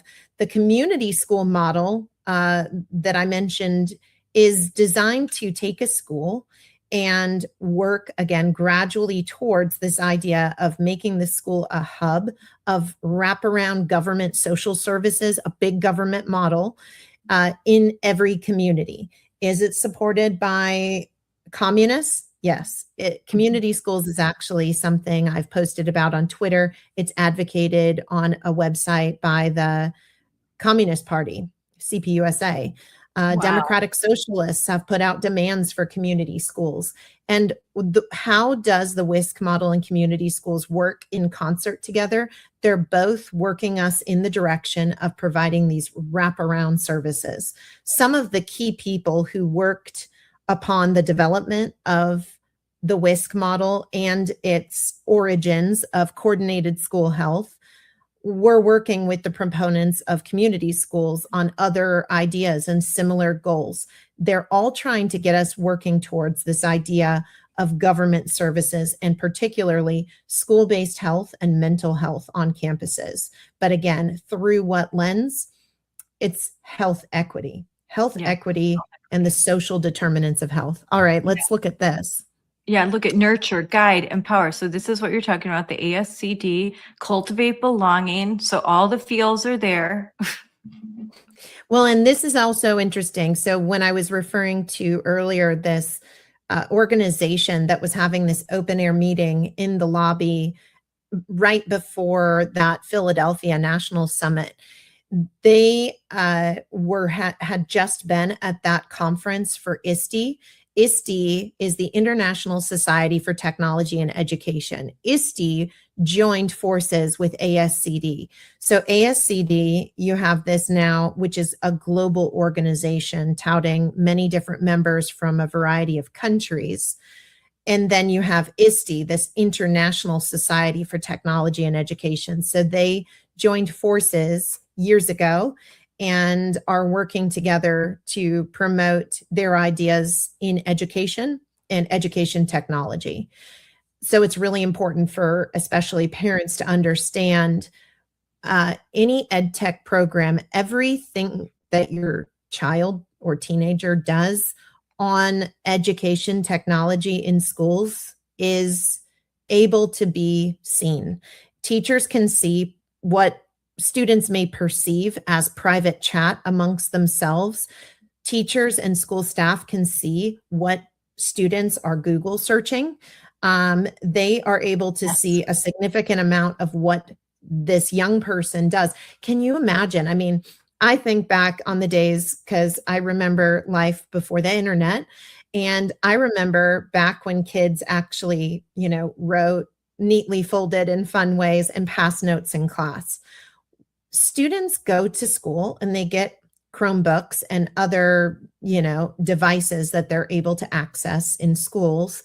And it is keeping a tremendous amount of data on kids, and so much that students have no idea the degree to which their privacy is gone the moment they open that laptop and start typing on that school laptop, because their data is being collected and all kinds of things are being observed. I remember from the big story that Abigail Schreier reported in 2021 about this leaked audio from a California Teachers Association conference where two teachers were training other teachers at a LGBTQ conference. And in that conference, some of that leaked audio Abigail shared on a television show. But these teachers said that they totally stalked their students, that if a student was Googling Transgender Day of Visibility, they were like, check, we're going to invite that kid to their GSA club when they get back to campus. Or if they, they were observing these kids and what they were doing on their Google Chromebooks or their school issued devices in order to personally invite them to the student-led club that was the GSA. So it's really important for parents out there to understand, and even for kids. Imagine being a kid and you're Googling something, or you think you have a private chat, and every single thing is being watched. The degree of which the privacy is removed and the data is gathered it's beyond me.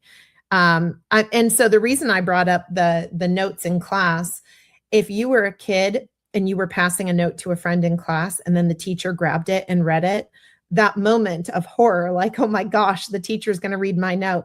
Yes. Well, the teachers are able to read and see a whole lot more than passing a note. Yep.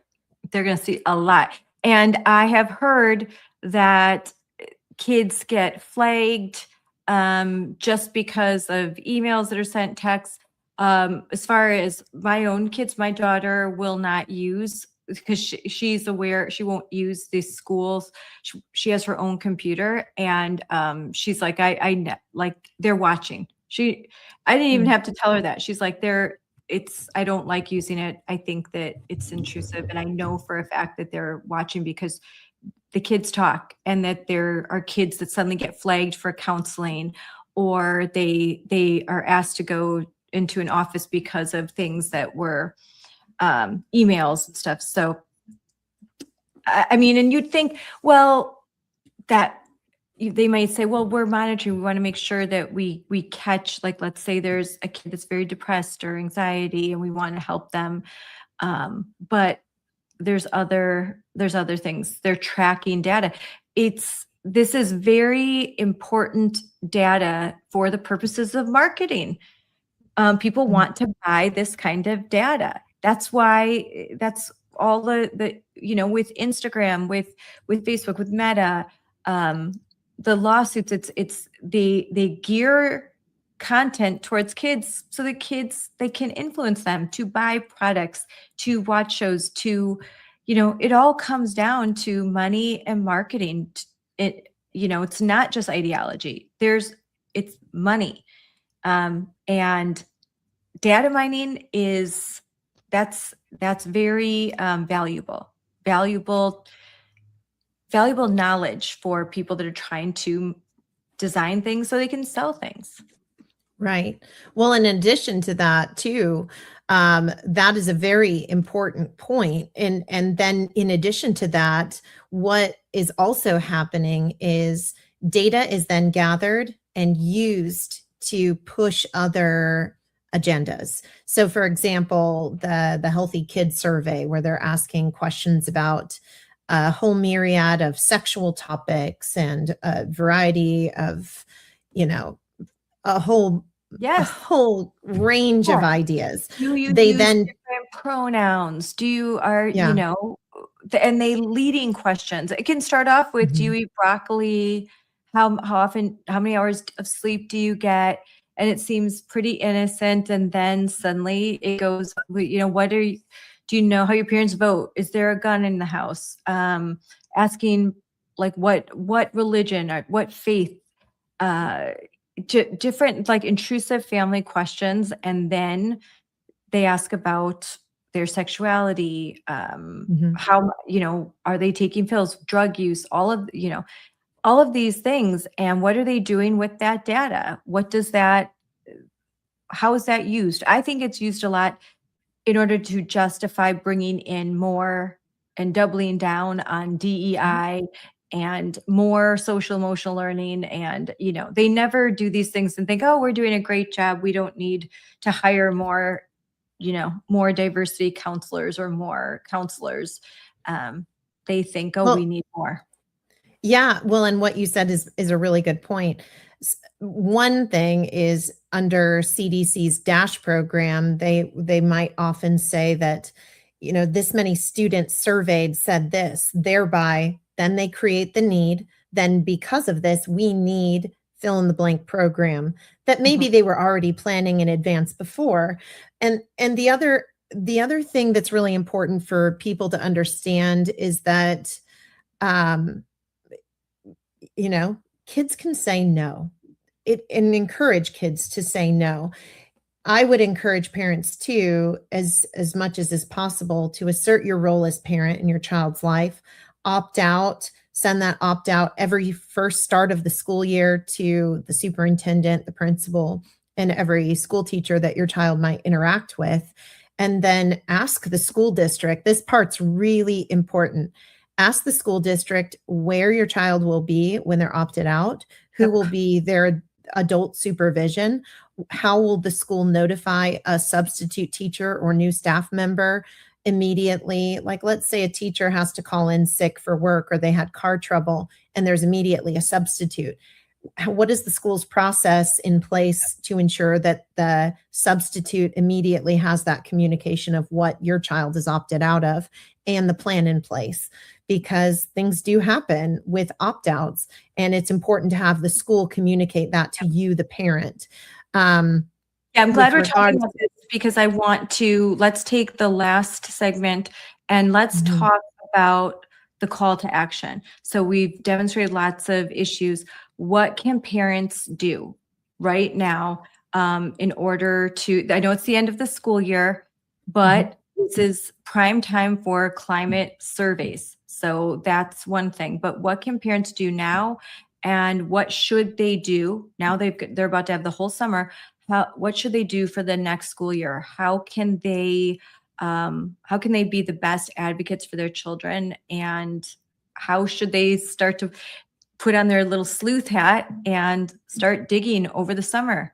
Like, find out what's happening in your school. Yeah, I think learning the information for yourself and being able to communicate that to others is a key step of, I would say, number one. Two, diplomatically engaging with good teachers, staff members, or school board members is also very important.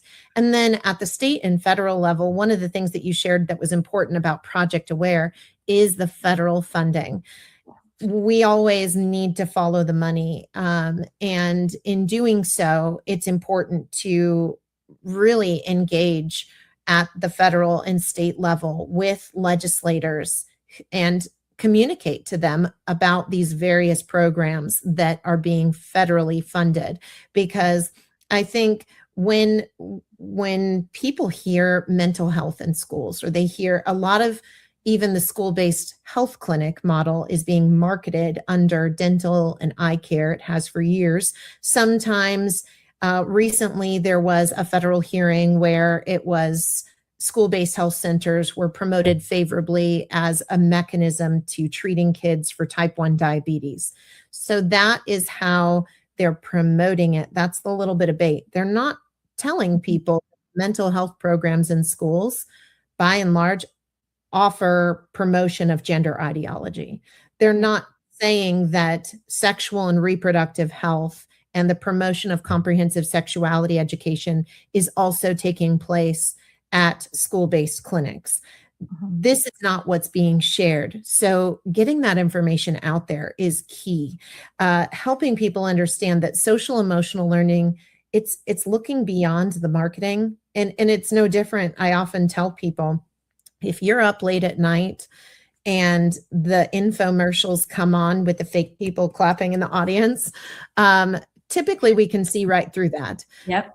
Quality marketing is kind of like what we see during the Super Bowl. And it's easy to want to buy a product when you see this fantastic marketed plan. And looking beyond the marketing of something is key. So learn about something, engage diplomatically, make friends with those who you can share some information with. Always exercise discernment and wisdom, because some people may be with you and some people may have other intentions. So that's just always something helpful to be aware of. And 3, advocate for better, advocate for changes, advocate for addressing the way these funds are being utilized, or at the state and federal level for changes. And I think that's key. And always understand that parents have a right to direct the upbringing of their children. One Yes. thing that I think parents and also many teachers don't know, even to this day, that they can leave the union. They don't know that alternatives exist out there. So letting your teachers know, you don't have to be in the union. You can leave. There's other options out there that are likely going to be far better for you anyways, and support beliefs that you support. So I think that is And one also organization is the Teacher Freedom Alliance, and you will be at their conference in July. I think I will be there too. I'm working on that right now. So what impresses you briefly about the Teacher Freedom Alliance? I'm impressed by the fact that they are building up and encouraging so many teachers across the country. They are offering a variety of alternatives. They're offering alternative trainings. They're providing all kinds of support. And I think that's key, because it's not a matter of, parents against teachers. Actually, we're finding more, and I'm seeing and have experienced this personally. I am partnering with good teachers to encourage them. And many teachers have taken a stand. We watched this in California. For anybody, what happened with this Spreckles lawsuit by Center for American Liberty was that leaked teacher audio turned into a mom discovering that the same teachers from that leaked audio were engaging with her daughter, and she filed a lawsuit with Center for American Liberty. And that lawsuit was important because their own lawsuit in discovery made it known to the nation and international news that there were these parental secrecy policies. Then later you see the bravery of board president Sonia Shaw, who's now running as state superintendent of schools here in California, and her bravery to notify parents and to create this policy in Chino Valley made huge news, even garnering our current state superintendent of schools to try and go to her school board meeting and talk out of time even, and need to, politely be escorted out. And then after that, you had these teachers that stood up legally with another law firm in the Mirabelli case that was successful and went to the Supreme Court. Yes. And what we are seeing, and what I encourage good teachers and good parents alike, is that if there's something you're not sure about, there are multiple wonderful pro bono law firms that are working to advance liberty, that are working to aid good teachers, that are working to help and affirm parental rights in this country. And if you're out there and maybe you don't have a specific case, but you'd like to be involved in some way, find some of these good organizations and support them. Support good organizations that are helping uplift moms and dads and grandparents and good teachers, and addressing matters as need be through the law. If you need help with an opt-out, there's multiple good law firms that I'm sure would be more than happy to assist. And assert your role as parents and engage diplomatically. Many teachers and educators that I've met, perhaps they have taken the marketing of something, whether it's the intersectional identities and the woke ideology, or maybe it's the comprehensive sexuality education, the framing, the marketing that these proponents provide.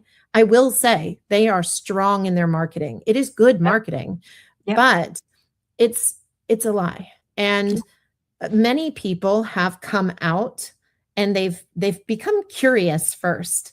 I remember I was curious about some things years back, and it really made me, who I was 10 years ago was very different than who I am now, because sometimes when you research, study, when you get curious and you start reading further, you realize that the ideas you once held strongly may not have been accurate. And I think that's important. Always look at those who are promoting these ideas and understand there might be an opportunity to learn, to share, so on and so forth. So build relationships, be diplomatic, be respectful, and then build awareness in your communities and advocate for change at the state and federal level. And you just recorded something with PragerU. So can you talk about that a little bit? I had a great conversation. They are an amazing organization that I encourage supporting as well. They put out some great kids material. They Easy are to understand little what is SEL in 5 minutes, super, just really bite size. And then they have long form. So they have short form, long form, podcasts, resources, and then they provide alternative materials. So you're not just against things, but you're for something. They have alternative materials that a public school district can use. They are not religious. They are not conservative. They are just common sense and decent, and they would align with state standards. So that's one thing, but continue. Yeah, I am overwhelmingly impressed by their organization. I remember first hearing about them and seeing their 5-minute videos that are so well done and very helpful and informative. It's a great way to brush up on a topic in a brief amount of time. But I remember seeing them at the teacher event last year, and their resources and what they had on their table and the books are just fantastic. They're great addition to, if your school doesn't have it, you as a parent can access these materials at home.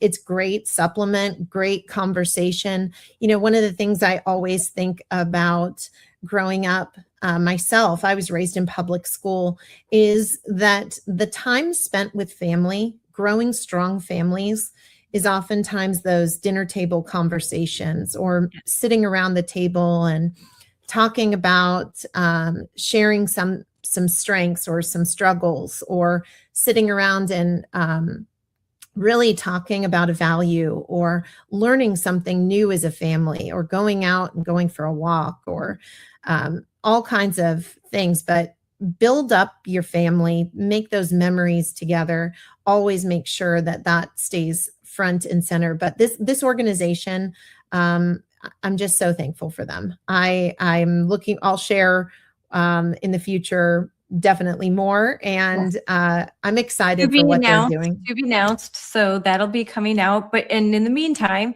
you have your own podcast, and so why don't you talk about that? And they can follow you. People can follow you on social media, and you are you travel all throughout the state of California, and sometimes even across the country. You will be at the Teacher Freedom Alliance conference. You'll be presenting there. But let's talk about your podcast and how people can learn more about you. Certainly. The podcast is going to be reinvigorated soon. I've been busy doing some research and am considering some other projects, which might be pretty exciting here in the near future. But I will have some new episodes. It's called A Time to Stand. Part of the reason I picked this is because it is not easy sometimes for many people to step up and stand up, or even go to a school board meeting. Public speaking is a huge fear for people. Yes. And I think it takes a lot of courage to speak up and stand up. And it's at the same time, what a wonderful thing it is when you think back at our American history and know that this country was developed by brave men and women through joys and sorrows, through triumph and tragedy, who fought and suffered and worked hard to get us here. You know, and I often think of that quote by Benjamin Franklin, "A republic if you can keep it." And I often think of keeping, because I like gardening and I love birding. And I think of tending to a garden or keeping a republic.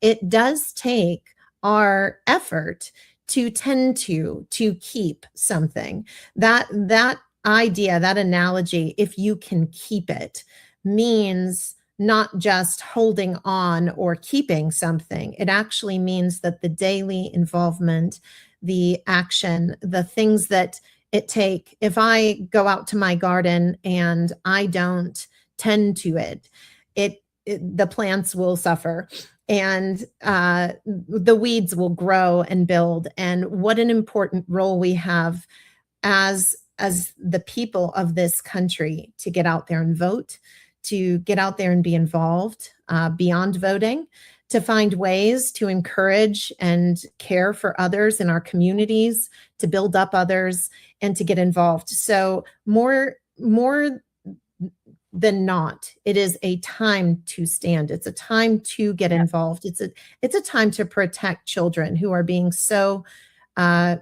disregarded in society, who are being targeted for political purposes instead of their own benefit, of their own academics. So we have this wonderful opportunity to be courageous and to encourage that courage amongst others. So it is a time to stand.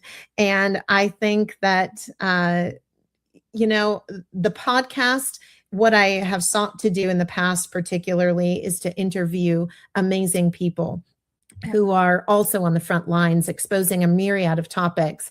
And then also I'm going to be sharing from my own research as well. I'm going to show an image of a book that I just currently ordered. I mentioned briefly the health equity agenda and social determinants of health. So this is one of the books I've bought.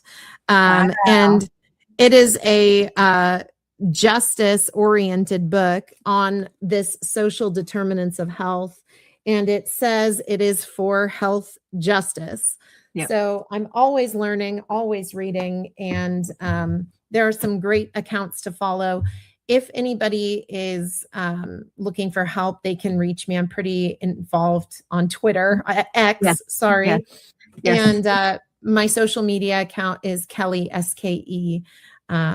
I'm always looking to help people. And I think that we have it in us to do our very best with our families in this country to move things in a better direction. Yep. And I'll have your social media under comments. So everyone, you can just find Kelly, look in the comments, and directly her X account. That is where you'll find her. And the podcasts she goes into a deeper dive on topics that we have just discussed. You also have a Substack, so you can find all of that. The Substack is right there on your X account. So you can just if you're interested in this and you want to do a deeper dive, Kelly is the person to do it. I'll try and dig up that 2023, we have that on our YouTube. So I'll put a link to that under the comments as well, so people can watch the seminar. You can go, I'll link it to the momsforliberty.org. And if you go to momsforliberty.org and you go through our summits, you just click, there's going to be a link. You click on the link, the Joyful Warrior Summits, and you'll see that Kelly presented there. For 2 years, I think 2 years you did presentations, but 2023 was a very memorable presentation that you did. We were in Philadelphia and kind of the SPLC vibes. That's where we were swarmed and attacked by all their activists. But and you've been on you've attended numerous Moms for Liberty chapter meetings and spoke. So thank you so much, Kelly, for all that you do and that you continue to do, and to make us aware of this very heavy topic. Has very layered, but I think we've made it, at least in this, made it relevant that to be wary of this mental health kind of obsession right now. And there's a lot of funding that's going into this because of, there are some mental health issues with our kids.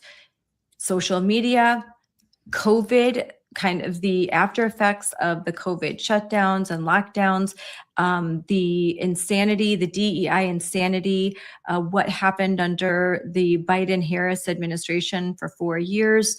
And prior to that, we didn't even talk that much about how the Obama administration really laid the groundwork for all of this. The fundamental radical change in America started in the departments of education, the CDC. They knew what they were doing. So it was wicked, but there's an evil genius to it. The wickedness was deeply embedded. And that's why, while the Trump administration is fulfilling promises with executive orders and attempts to reduce the size and scope of the federal government in education, this stuff runs very, very deep. Even prior to the Obama administration, it's just the Obama administration. They really they knew what they were doing. My background's political. There were playbooks written about how to march through the institutions in the United States of America, and very brilliant minds. They accomplished their goal. They have control of American institutions. The bureaucracy, the structure, the funding mechanisms. This is very difficult things to unwind and unpack. These are very difficult things to do. And the work it's a marathon, not a sprint. So I know a lot of people want to see fast changes.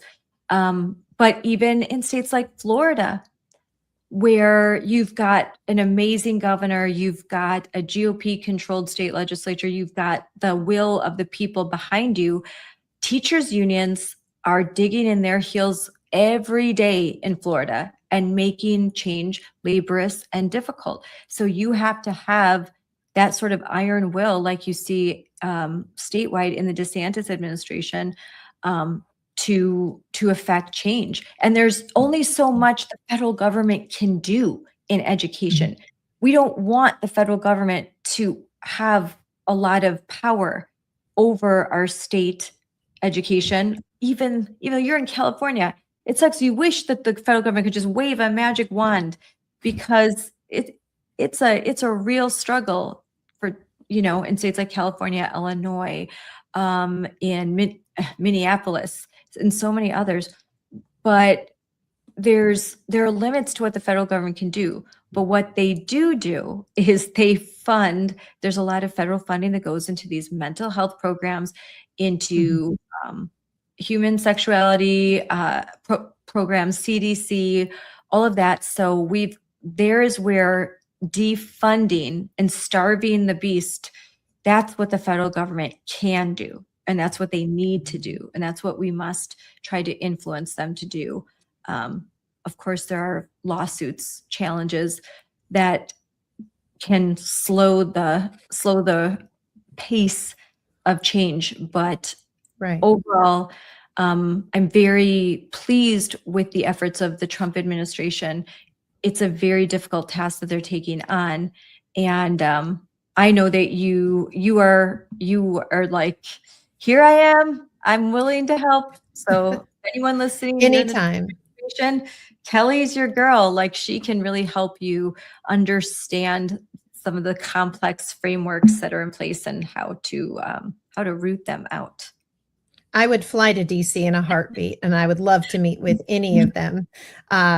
Because I'm seeing it on the ground. I see it on the ground, and many people will say, "Oh, that's California. That's just California." But and oftentimes I say, what happens in California doesn't stay in California, and it's like a fire. It's like a spark of a fire, and the winds are blowing east. And the ideas that oftentimes may originate here, or sometimes plenty of other places too, it is something that is growing and expanding out, because again, we're talking about these huge teachers unions and lots of political influence. You mentioned the Moms for Liberty National Summit in Philadelphia, and that was actually, even back then, I was surprised to learn that some of those protesters are professional protesters. Oh, yes. I was surprised to learn that some of the moms overheard these people talking about how much they were getting paid. That was foreign to me up until that point, surprisingly.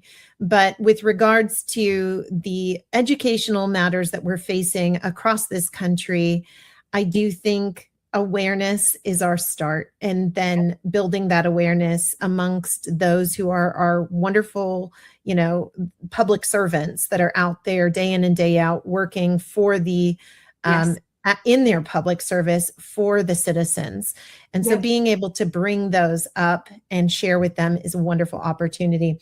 And then with regards to mental health, one last note about that is that it is a field that even some of our great mental health practitioners, I know one is Pamela, who has spoken and testified all across the country.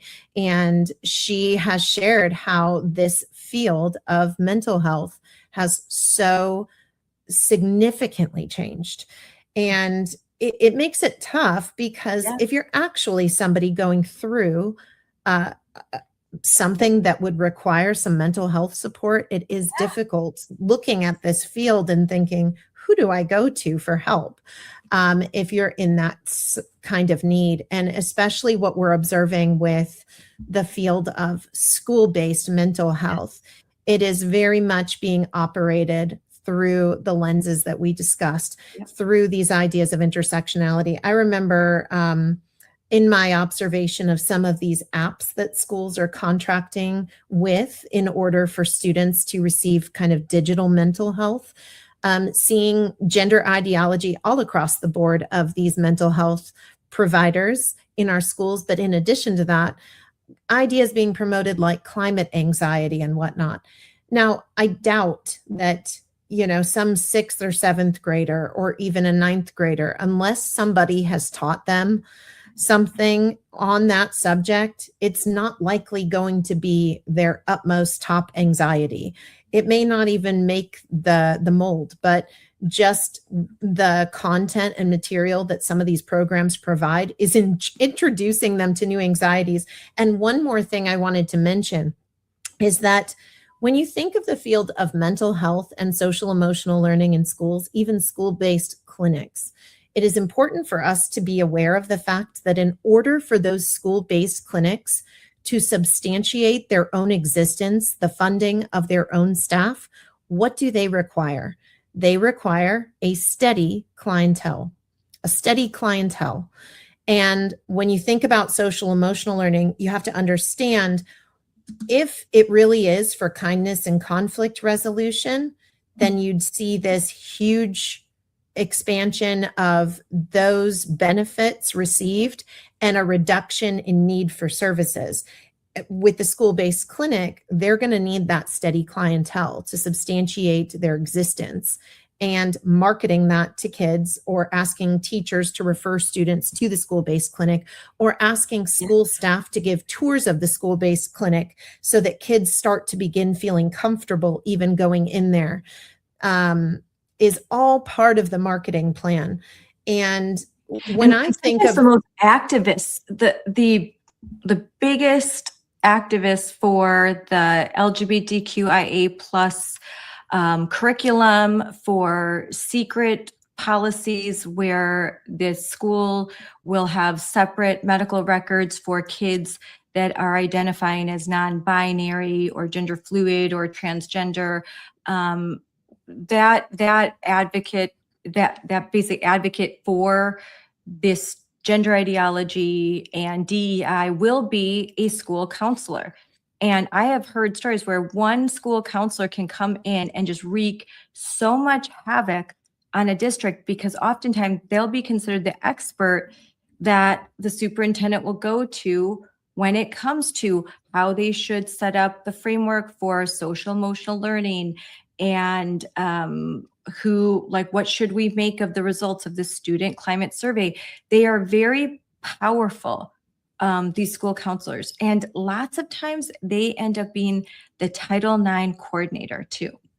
Or if they are not the coordinator, they are one of the liaisons, or counselors to the Title IX coordinator. So when you've got a very woke school counselor that is kind of an activist, that can cause a lot of trouble. And I have no evidence of this, but I would venture to say, in my experience, 9 times out of 10, when I see a small conservative rural school district that's suddenly exploding with secret policies that, about gender identity, bathroom policies that allow boys and girls bathrooms, the sudden infusion of DEI and curriculum, like that's comprehensive sexuality and nature, there is a new school counselor that can be found in these situations. And that, just that one person can wreak a lot of havoc. Yeah, there's a lot of influence at these school-based clinics, and there's certainly designing some of the questionnaires. So if a student comes in for a non-sexual related manner, maybe they hit their head at PE or something like that, and they're being referred to the school-based clinic, they're oftentimes going to have questionnaires that ask them questions with regards to pronouns, sexual orientation, gender identity and expression. They might have a regular conversation with regards to sexual and reproductive health, even if they came because of another reason. And this is how kind of this change in health gets normalized. And understanding too, I didn't mention it yet in the conversation we're having, but I will mention it now. In the growth of not just the school-based health model and this idea of the WISC model from the CDC and ASCD for health equity, we also have the growth of community schools, either one of these working towards these wraparound services, and the growth of school-based health. And in so doing, the school-based clinic model, it's really important that people understand, again, the mother of the community schools movement is a title that was attributed to Joy Dreyfus, who worked at the Guttmacher Institute. And in her life, she accomplished quite a lot. She helped start the Center for Population Options in 1980, and today that is Advocates for Youth. Advocates for Youth is the organization that helped create the National Sexuality Education Standards. They are the organization that oversees amaze.org videos that We've some talked significant. about that a lot.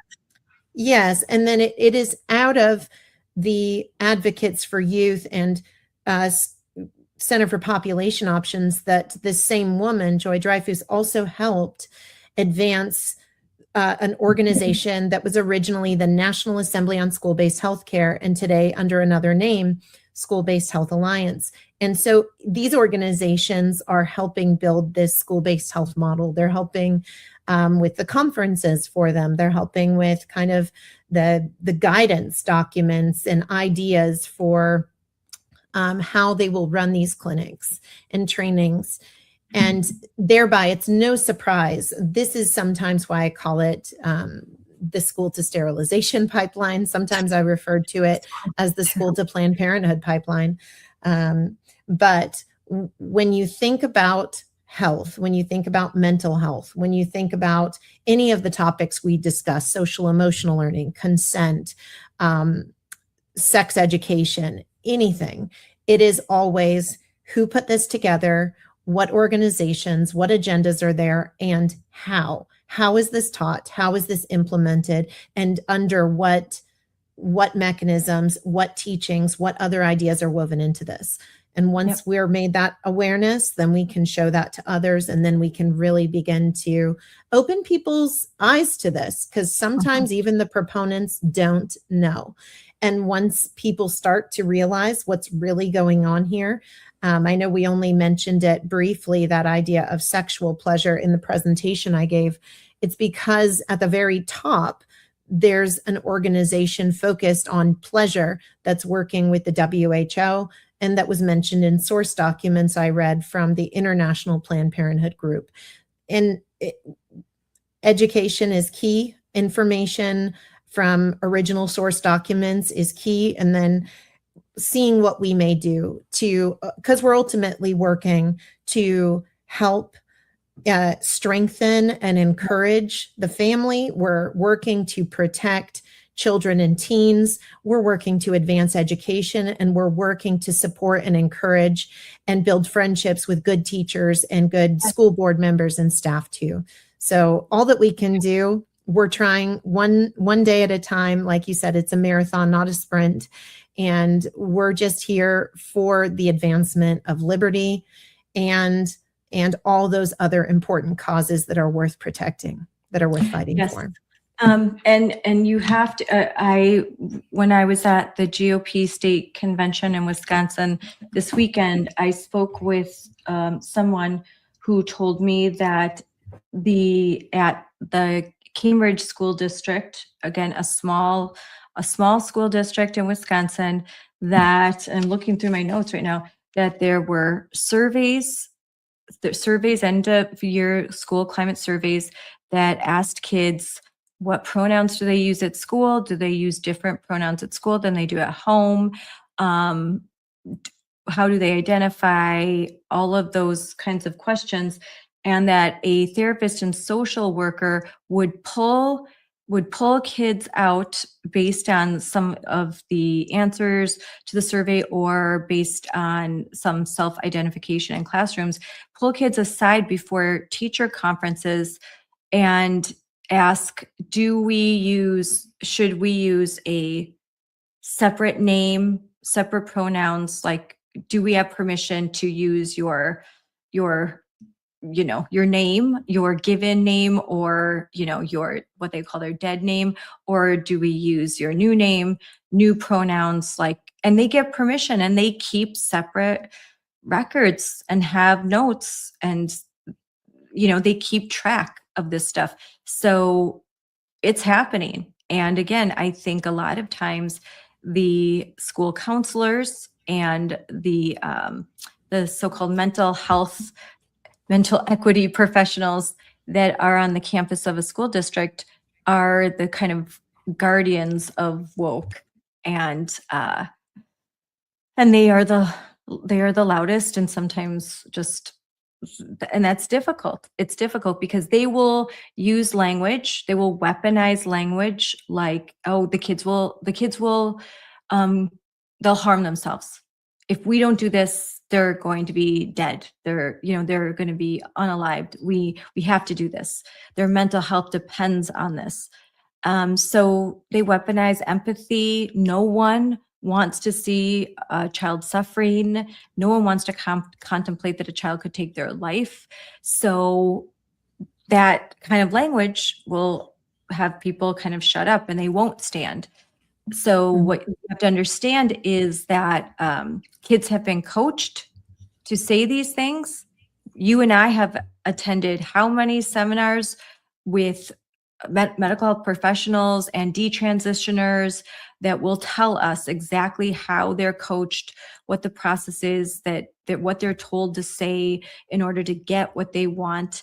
And then we know that the research is in, and that this is a house of cards, that a child's mental health does not improve with social transitioning or with medical transitioning. In fact, their health deteriorates, and they oftentimes they will be more likely to harm themselves.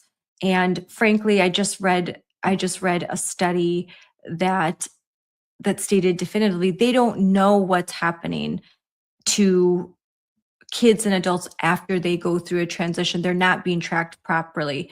And lots of times they just fall off the radar. And, and so we know very little. And what we do know is not pointing in the direction of these activists. So you are doing more harm than good if you start to socially transition a kid. Social transitions lead to medical transitions, and medical transitions lead to lifelong health outcomes that are not good. They are not good. And we don't yet know how bad they are, but we have some insight because of the results we've seen from the NIH in Europe, because they have been doing this much longer, and they've shut down the whole program for youth. Like they are no longer encouraging this social transitioning and the medical transitioning of young people. So on that note, just because the number one issue that parents who are standing up against this are going to face, and I've just encountered this in New Richmond, where all we were trying to do is say, get boys out of the girls' bathroom. Well, they'll kill themselves. If they don't get to use the bathroom, they're going to kill themselves. And it was hard to walk the parents through this, because they felt a lot, they're worried, like, oh, I don't want to, I don't want to say the wrong thing. But they're a lot more savvy now. Alvin Liu came in to talk. We talked, like, share some of your research, and then to understand that this is weaponized empathy. This isn't real. And the people that are saying these things are the activists, not the kids. The kids, for often, this is a cry for help when they start to identify as non-binary. And what they need is real. They need unconditional love from their parents and mental health therapy that is good. And that is becoming really hard to find, like you said. So that's another topic. That's another different topic, but. Yeah, and it's challenging too, because when we think about social emotional learning, it is a focus on emotions in a school day. It is something that, it's very interesting, actually, that here, when I started, I was advocating for more physical recess time so that kids could run and move and play and climb and all of that. And it was replaced by adults deciding a program that was very much, now that I'm aware of it very well, it has an agenda. It's pushing a political and spiritual, sometimes, agenda. And in this, you think about the things that really help young people and adults alike. If you're having a rough day, ruminating continuously throughout your entire school day or work day or whatever it may be on feelings and emotions is going to shift your mind's focus. It's almost becoming its own form of meditation on feelings and emotions. Mm-hmm. And in the same way that social media, they see, if somebody's continuously scrolling and on social media and reading a lot of content, you see that the content out there that gets a lot of attention tends to be stuff that makes people have a strong reaction of shock or anger or, fear or some form of intensity of emotion. But what causes people to feel better is to take a break, go exercise. And it's interesting that very exercise is what was removed from the school day for approximately 10 minutes at the end of lunch, already short lunch recess, so that kids could just sit still more. Yep. I was one of those kids that, especially if it was a class where I wasn't feeling very challenged when I was younger, I was looking at that clock on the wall and thinking, when is this over? So that I could go and just be outside. So what helps with a lot of these challenges is getting away from rumination, actually accomplishing tasks and getting out and doing things, going for a walk, being out in nature. If you have a beach or a lake, go for a walk, go out into the forest, go to a gym, whatever it may be, and go and accomplish tasks and get things done. Volunteer places. Think about those less fortunate than yourself. These are things that, when I think back, I remember I ran into a school teacher of mine at the grocery store a few years ago, and he asked me what I remembered from his class, because he was very curious what, a whole segment of time teaching, what I remembered. And it is very interesting to think back on your school experience and think what stands out to you and what do you remember. And I will never forget some of the wonderful things that teachers did and what I do remember. Some of the things that I remember weren't even necessarily, I mean, I do remember some of my history teacher's lectures in high school because he was incredible at storytelling and he made history come alive. And then I do remember some of the opportunities when I was in upper elementary school to go and help families that were less fortunate. And those are memories that stick out to me, some of those special ones too, because we were making memories. We weren't just learning. We were making memories. We were doing something that was meaningful. Touch grass, but yeah. get out, take a break. And in this case, take a social media break. Get your kids off of screens and really connect with them and show them just unconditional love. Say, I love you. But you are not, if you have a son that is saying, I thinks they might be a girl, I love you, but you are a male, you are wonderfully and beautifully made. And I'm here and I'm going to love you through this, but I'm not going to affirm something that I know that with time and with care and attention, you're going to be happy that you did not do anything medical that is irreversible. And every situation where I talk to a D-sister or a detransitioner where there was a parent that was just valiantly fighting, like Aaron Friday, valiantly fighting, or Aaron Lee in Colorado, for their child. And at the end, they have kids that are so grateful that their mom just refused to succumb to this spirit of the age. And they valiantly fought for the well-being and the health of their child. And at the end of it, they have very grateful children that feel like that they kind of were in a fog. And when they're finally through it, they're almost disassociate. Like it's hard to even remember what they were going through, why they felt that way. But they did.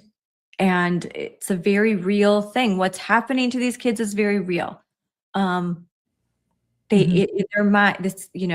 minds are they're not well and they need help. And you can come through the other side without affirming this gender ideology, instead affirming your love for them, affirming their uniqueness, their individuality, understanding that there's no one way to be a girl or a boy, and that boys can be amazing chefs. Boys don't have to be locked into these gender roles. And that's the other thing that a lot of this does. Hey, if you're a girl and you like hanging out with your dad and you like working on cars and you don't like dresses, oh, you must be a boy. No. These rigid stereotypes that they say they abhor, but that this whole ideology perpetuates. That's another sort of contradiction. But Right. well, we've been talking for 2 hours now. So this has been a wonderful conversation, Kelly. So many different avenues. We could probably talk all day, and we'll definitely do it again. But I think that anyone who's watching understands that this is a complicated issue, but that when it comes to mental health, it is complicated. And because of that, it should not be a part of classroom curriculum. I don't think teachers want to be therapists. That's why they have to bring in these outside activist groups. And I don't think that parents want their teachers to be therapists to their kids. You don't go to school for therapy. You don't go to school, you go to a clinic, you go to a doctor, you go to a dentist, but you don't need to have all of that in a school. That's not a good idea. It's Right. It's a trap. It's a trap, like they say in Star Wars. Like, don't fall for it. Because what does the government do so well that you want them to do more? Like, what does the government do so well that you now want them to have this unfettered access to your child's brain, to their emotions, to basically shrinks in the classrooms. I mean, come on, like, we're not throwing parades because our public schools are doing so great. They aren't. So let's not give them more money and more influence and more power in our kids' lives. Let's reclaim that as parents. It is our responsibility and our duty to direct the upbringing of our children, and that includes their health and their mental health. Let's not give that over to someone else, because we will not be happy with the results, and it will cause great harm to our kids. And that's my last thing. What's your last word, Kelly? I think that's a really important point, and I would agree with that entirely. The school model to make the schools into these hubs of wraparound services is a model that is going to erode parental notification and involvement. It's going to insert government into a role that's traditionally reserved for the family.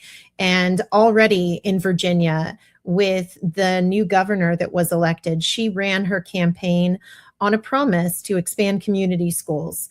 And as soon as she was elected, Virginia Democrats introduced a bill to start exploring mental health screenings being required potentially in the future for grades 6 through 12.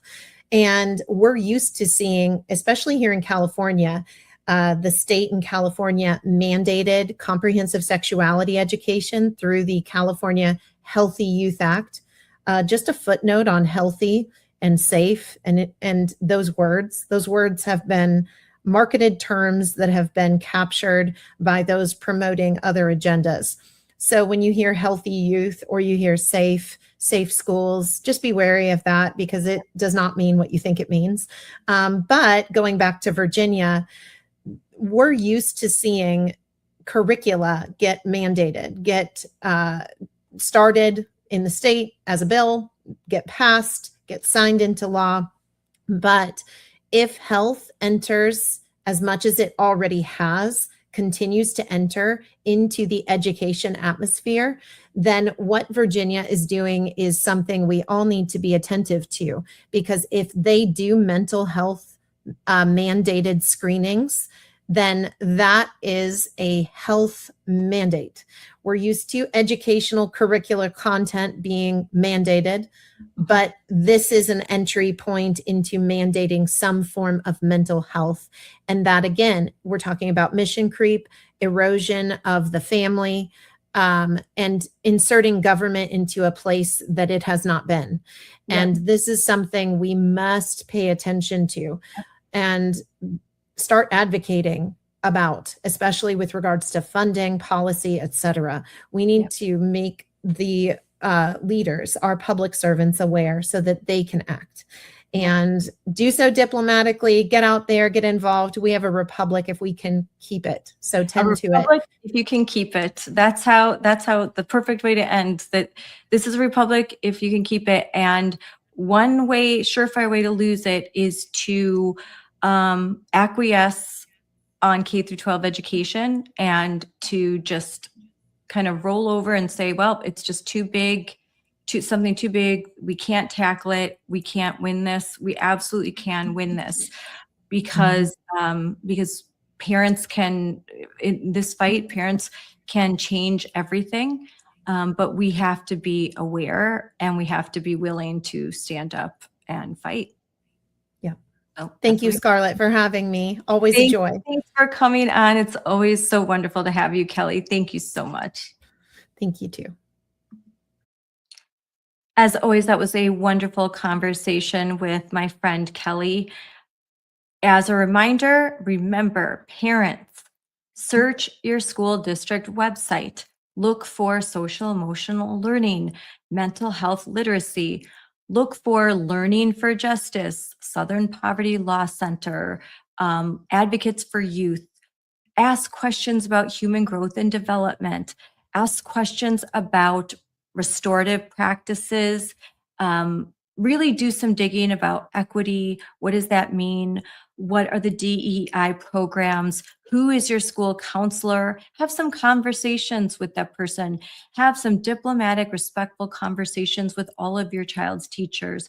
Make sure that you have opt-out forms and give them to every one of your child's teachers. Make sure that opt-out form is in the records. And hey, you know what? You could have a hard copy folded up and in your child's backpack if they're younger, so that if ever your child is told, hey, we don't have an opt-out on record, you're going to have to sit down and do this survey on a computer, that they can say, wait, go to my backpack. My mom has this. So there's no excuses for the administrators to force your child to do one of these climate surveys that we have said, don't do it. Look at the violence prevention programs, because that could just be a Trojan horse to bring in this little pizza diagram and have these conversations with your kids. Look into outside presenters. Ask who is going to be coming in to this school and giving presentations. And I want to know ahead of time when those presentations happen, who is going to be the presenter, what organization do they work for, and do your homework. Ask for receipts, and when you have them and you don't like it, make sure that you share them with other parents. If you have a Moms for Liberty chapter, great, because they can help you. You can always contact me, DM me. And if you are interested in learning more about Moms for Liberty, go to momsforliberty.org. That's moms, M-O-M-S, for F-O-R, liberty.org. And follow us on our social media. All of our media handles are at moms4liberty. So thank you so much for watching, and stay tuned. We always have some great new episodes on the way. Bye now, and God bless.